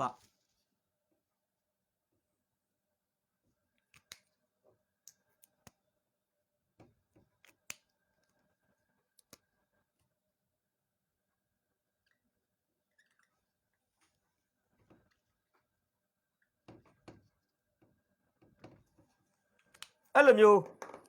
ငါအဖေရဲ့မယားငယ်ကိုဘာလို့သိမ်းလဲဆိုတဲ့ကိစ္စနဲ့ကျွန်တော်မြင်ပါတယ်ဣရှဘောရှက်ကအာဗနာကိုလက်ညှိုးငေါက်ထိုးပြီးတော့မှပြောပါလိမ့်မယ်အဲ့ခါမှာအာဗနာပြန်ပြောတဲ့စကား200ခန်းကြီး3ပိုက်ငယ်8မှာထိုစကားကြောင့်ဘာစကားလဲတင်ဒီငါအဘဤမယားငယ်ကိုအဘဲကြောင့်သိမ်းသနည်းဆိုတဲ့စကားကိုညညွှန်းတာဖြစ်ပါတယ်ထိုစကားကြောင့်တဲ့အာဗနာသည်အလွန်စိတ်ဆိုးလက်ငါသည်ယုဒအမျိုးကိုစီးတား၍တင့်အပရှောလူအမျိုးနှင့်ညီအကိုအဆွေခင်မွန်းတို့အားယနေ့တိုင်အောင်ကျေးဇူးပြုသဖြင့်တင့်ကိုဒါဝိဒ်လက်သို့မအပ်နှံပဲနေသောတင်သည်ငါကိုခွေးဤဦးကောင်းကဲ့သို့သာမှတ်၍ထိုမိန်းမအတွက်ကြောင့်ယခုအပြစ်တင်ရမည်လောမင်းငါ့ကိုခွေးကောင်းလိုပဲသဘောထားတာလားငါမှတော့သစ္စာရှိလိုက်ရတာဒါဝိဒ်ကိုငါစီးတားပြီးတော့မင်းတို့ကိုငါဒါဝိဒ်လက်ထက်မှာအပ်ခဲ့ဘူးအခုတော့ငါသစ္စာရှိခဲ့သမျှငါမင်းတို့ဘက်ကနေရက်တီခဲ့သမျှအတွက်မင်းတို့ပြောတဲ့စကားဒီမိန်းမတစ်ယောက်အတွက်မင်းတို့ငါ့ကိုပြောတဲ့စကားဟာငါကခွေးလုံးဖြစ်သွားပြီတနည်းအားဖြင့်ငါ့ကိုဟလာဒီမှာလေခွေးငါ့ကိုခွေးဦးကောင်းကဲ့သို့သာမှတ်၍ခွေးတစ်ကောင်လုံးတော့မဟုတ်ဘူးနော်ခွေးဦးကောင်းလောက်ပြောချင်တာမင်းတို့ငါ့ကိုတန်ဖိုးမရှိတဲ့လူတယောက်ဖြစ်အောင်ဘာလို့ပြောတာလဲကျွန်တော်ထင်ပါတယ်အဲ့စက္ကန့်ပိုင်းမိနစ်ပိုင်းအတွင်းမှာဣရှဘောရှက်ပြောတဲ့စကားလုံးများသည်အာဗနာကိုစိတ်ဓာတ်အကြီးကျယ်ကျသွားစေတယ်အဲ့မှာအာဗနာဘာပြောလာလဲထာဝရဘုရားသည်နိုင်ငံတော်ကိုရှောလူအမျိုးမှနှုတ်၍ဒါဝိဒ်၏အာနာတော်ကိုဒံမြို့မှစ၍ဗရေရှေဘမြို့တိုင်အောင်ဣသရေလပြည်ယုဒပြည်အရရတို့၌တည်စေခြင်းကဒါဝိဒ်အားပြုမိဟုကျိန်ဆိုတော်မူသည့်အတိုင်း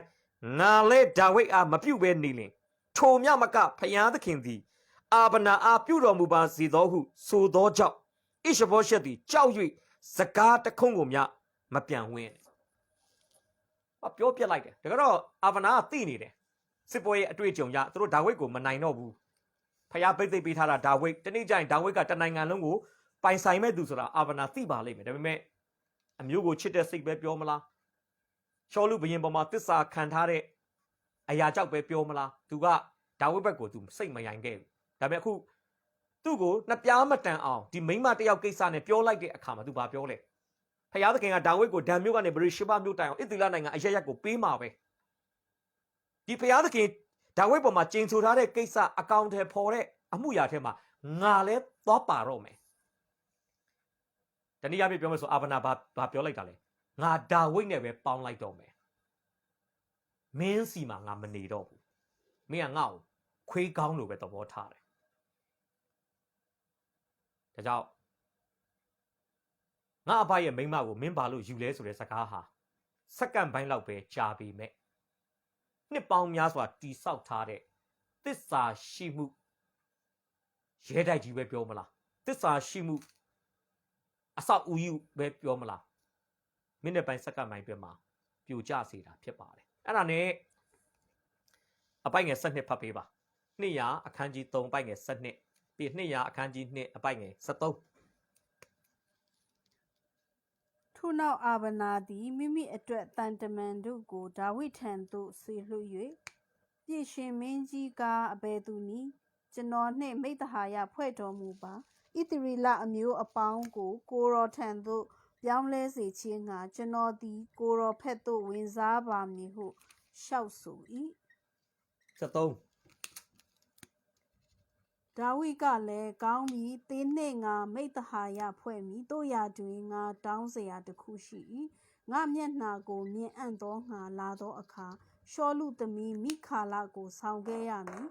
တို့မဟုတ်ငါမျက်နှာကိုမမြင်ရဟုပြန်ဆို၏ယေရှုတင်တယ်ဆိုတော့ဒီမှာကျွန်တော်ဖော်ပြပေးချင်တာပါလေဣရှဘောရှက်နဲ့ပြဿနာတက်ပြီးတဲ့နောက်ပိုင်းမှာအာဗနာကတန်တမန်ကိုဒါဝိဒ်စီဆေလွတ်ပြီးဒါဝိဒ်နဲ့မိဿဟာယဖွဲ့ဖို့သူဒါဝိဒ်ကိုပြောပါတယ်ဒါဝိဒ်ကလည်းကောင်းပြီမင်းနဲ့ငါမိဿဟာယဖွဲ့မယ်ဒါပေမဲ့ရှောလူကဟလာဒါဝိဒ်နန်းတော်ကထွက်ပြေးပြီးနောက်ပိုင်းမှာဒါဝိဒ်ဖိလိတိလူမျိုးအရေပြား200နဲ့ဟလာလက်ဖွဲ့ပြီးတော့မှတင်တောင်းထားတဲ့မိန်းမမိခါလကိုတခြားယောက်ျားတစ်ယောက်နဲ့ပေးစားလိုက်တာ။အဲကြောင့်ဒါဝိဒ်ကဘာလုပ်လဲသူ့မိန်းမကိုသူပြန်တောင်းတယ်။မင်းငါနဲ့မိဿဟာယဖွဲ့မယ်ဆိုရင်တော့ရှောလူသမီးမိခါလကိုမင်းခေါ်လာခဲ့။ကျွန်တော်အနှစ်ချုပ်ပြောချင်တာပါလေ။အာဗနာသည်အဲ့ဒီကိစ္စဖြစ်ပြီးနောက်ပိုင်းမှာဒါဝိဒ်နဲ့သွားတွေ့ပါတယ်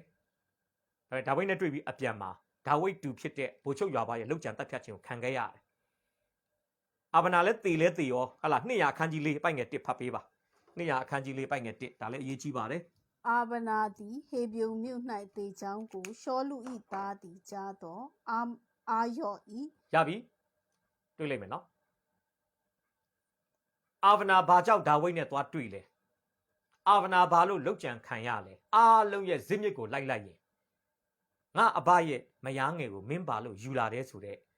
ရှဘောရှက်ရဲ့မစင်မချင်းပြောလိုက်တဲ့စကားတခွန်းနဲ့ဆက်နွယ်နေတာဖြစ်ပါတယ်တစ်ဖက်ကနေကြည့်မယ်ဆိုရင်တော့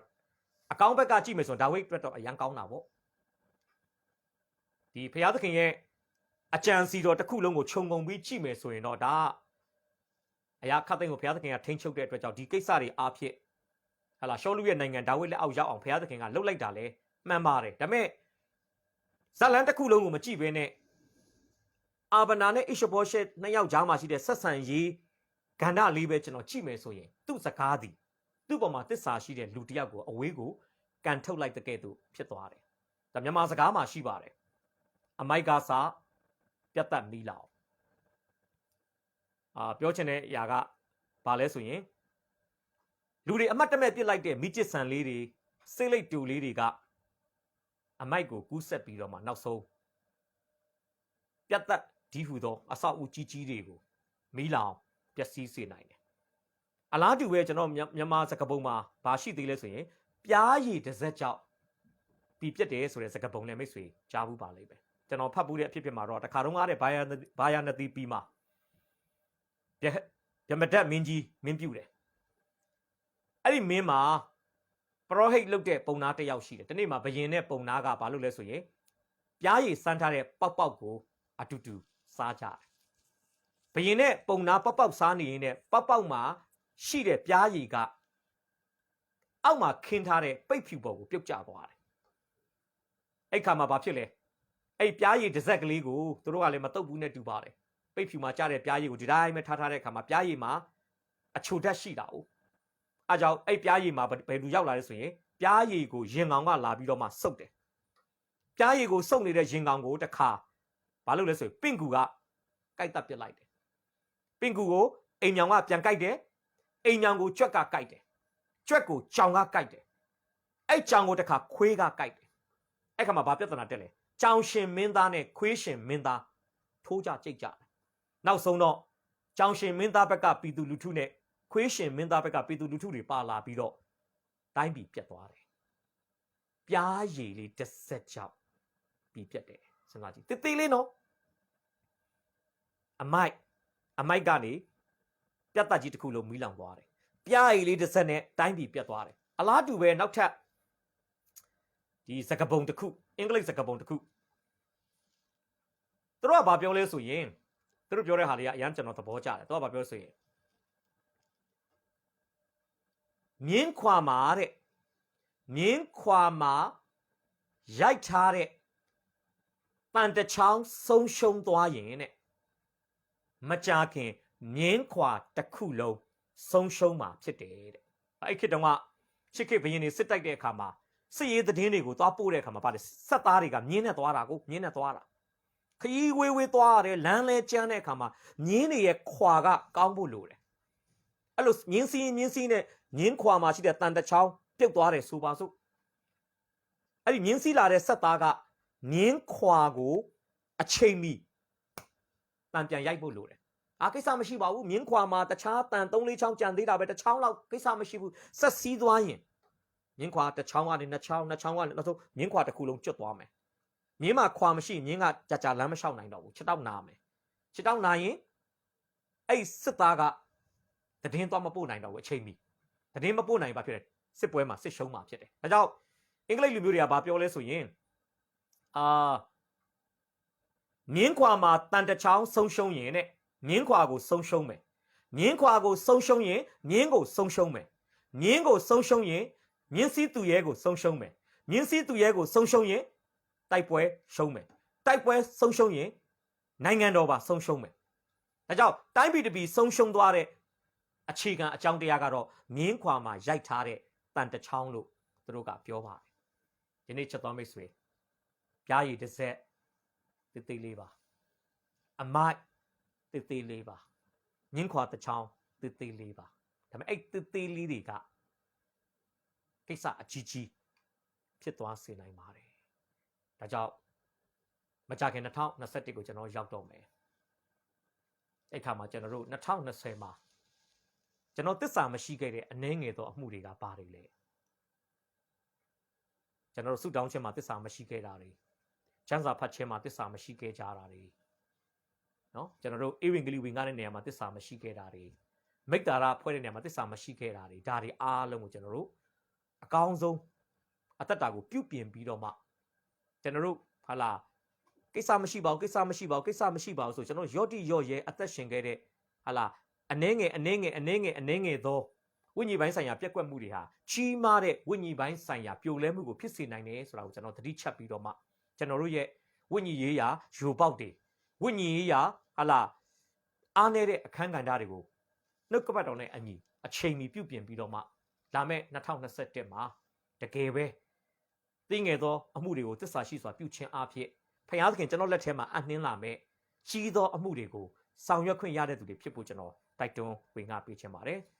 နှုတ်ကပတ်တော်ဝင်ငါချက်ကိုနှိကုံးချုပ်မယ်ဆိုရင်ကြီးသောအမှုများကိုဖြစ်ပွားစေနိုင်သောအနှဲငယ်သောအမှုကျွန်တော်အနှဲငယ်သောအမှုနှစ်ခုပြောခဲ့တယ်ပထမတစ်ခုကတော့အကောင်းကိုဖြစ်စေတဲ့အနှဲငယ်သောအမှုဒါဝိဖြစ်ပါတယ်ရိတ်ခါသွားပိုးတဲ့အနှဲငယ်သောအမှုပေါ်မှာသစ္စာရှိတဲ့အခါမှာရန်သူကိုတတ်ပြီးတည်င်းကောင်းဖြစ်စေတဲ့ကြီးသောအမှုကိုဒါဝိပြုခွင့်ရခဲ့တယ်ဘိုလ်ချုပ်အာဗနာသူကတော့ရှောလူရဲ့မယားငယ်ကိုယူခဲ့မရင်ငယ်ကိုယူခဲ့တဲ့ကိစ္စလူဘက်ကကြည့်ရင်တေးလေးပါဒီကိစ္စကြောင့်နှစ်ပြားမတန်အောင်ပြောခံရတယ်ဣရှဘောရှက်ကဟလာသူ့အဖရဲ့မရင်ငယ်ကိုယူတဲ့ဘိုလ်ချုပ်အာဗနာကိုသူစကနာထိုးမိတဲ့အတွက်ကြောင့်ဘာဖြစ်သွားလဲဘိုလ်ချုပ်အာဗနာသူ့ပေါ်မှာထားခဲ့တဲ့နှစ်ပေါင်းများစွာသစ္စာရှိမှုကြီးကိုသူဆုံးရှုံးခဲ့ရတာဖြစ်ပါတယ် ဒါကျွန်တော်လည်းဒီနေ့ကောင်းတဲ့အနှဲငယ်အားဖြင့်ကြီးသောမှုတွေကျွန်တော်ပြုကြရအောင်မကောင်းတဲ့အနှဲငယ်အားဖြင့်ကြီးသောပျက်စီးရွေမှုတွေမဖြစ်စေဖို့အတွက်ကျွန်တော်တို့ဟာလာအသက်တာကိုအကောင်းဆုံးပြုပြင်ပြီးတော့မှဖရာသခင်ဟာသိငယ်သောမှုမှာသစ္စာရှိရင်ကြီးသောအမှုကိုအနှင်းတက်တဲ့ဖရာဆိုတာကိုတတိယပြီးတော့မှဖရာကျွန်တော်တို့ကိုပေးတဲ့စက္ကန့်တွေမိနစ်တွေဟာလာကြက်တွေပြားတွေမှာအစဒီအချိန်ပန္နစွမ်းအားပေါ်မှာသစ္စာရှိခြင်းအဖြစ်လာလတန်သောအနာဂတ်ကာလမှာအမှုတော်မြတ်ထဲမှာအကောင်းဆုံးပါဝင်ဆက်ကပ်တဲ့သူတွေဖြစ်ဖို့ကြောင့်နှုတ်ကပတ်တော်အဖြစ်တိုက်တွန်းအားပေးချင်ပါတယ်နှုတ်ကပတ်တော်အဖြစ်ရောက်တိုင်းမှာဖျားရှင်ကောင်းချီးပေးပါစေနှုတ်ကပတ်တော်တဲ့ခဏစတောင်းအနံ့ဖို့ဖြစ်ပါတယ်ယေရှုရှင်ဖာကိုတော့ကိုယေရှုတင်နေကျွန်တော်ကိုချီးမွမ်းတယ်ဒီနေ့ဒါတို့အတူတူကနာမတော်၌ဆုယုံပါတယ်နှုတ်ကပတ်တော်အဖြစ်စကားပြောသောကြောင့်ကိုတော့ကိုယေရှုတင်နေနှုတ်ကပတ်တော်အဖြစ်အသက်တာအသီးသီးကိုသေးငယ်သောအမှု၌သစ္စာရှိပြီးတော့မှကြီးသောအမှုကိုဆောင်ရွက်နိုင်တဲ့သူတွေဖြစ်စေပါချိန်တိုင်းကိုလက်တော်၌ဆက်ကပ်တဲ့အခါမှာရှင်ယေရှုဖခင်၏မြတ်သောနာမ၌ချီးမွမ်းတဲ့အချိန်တိုင်းကိုလက်တော်၌ဆက်ကပ်အနှံ့ပါတယ်အဖထာဝရမြတ်စွာဘုရားရှင်အာမင်ရောက်တိုင်းမှာဖျားရှင်ကောင်းချီးပေးပါစေ။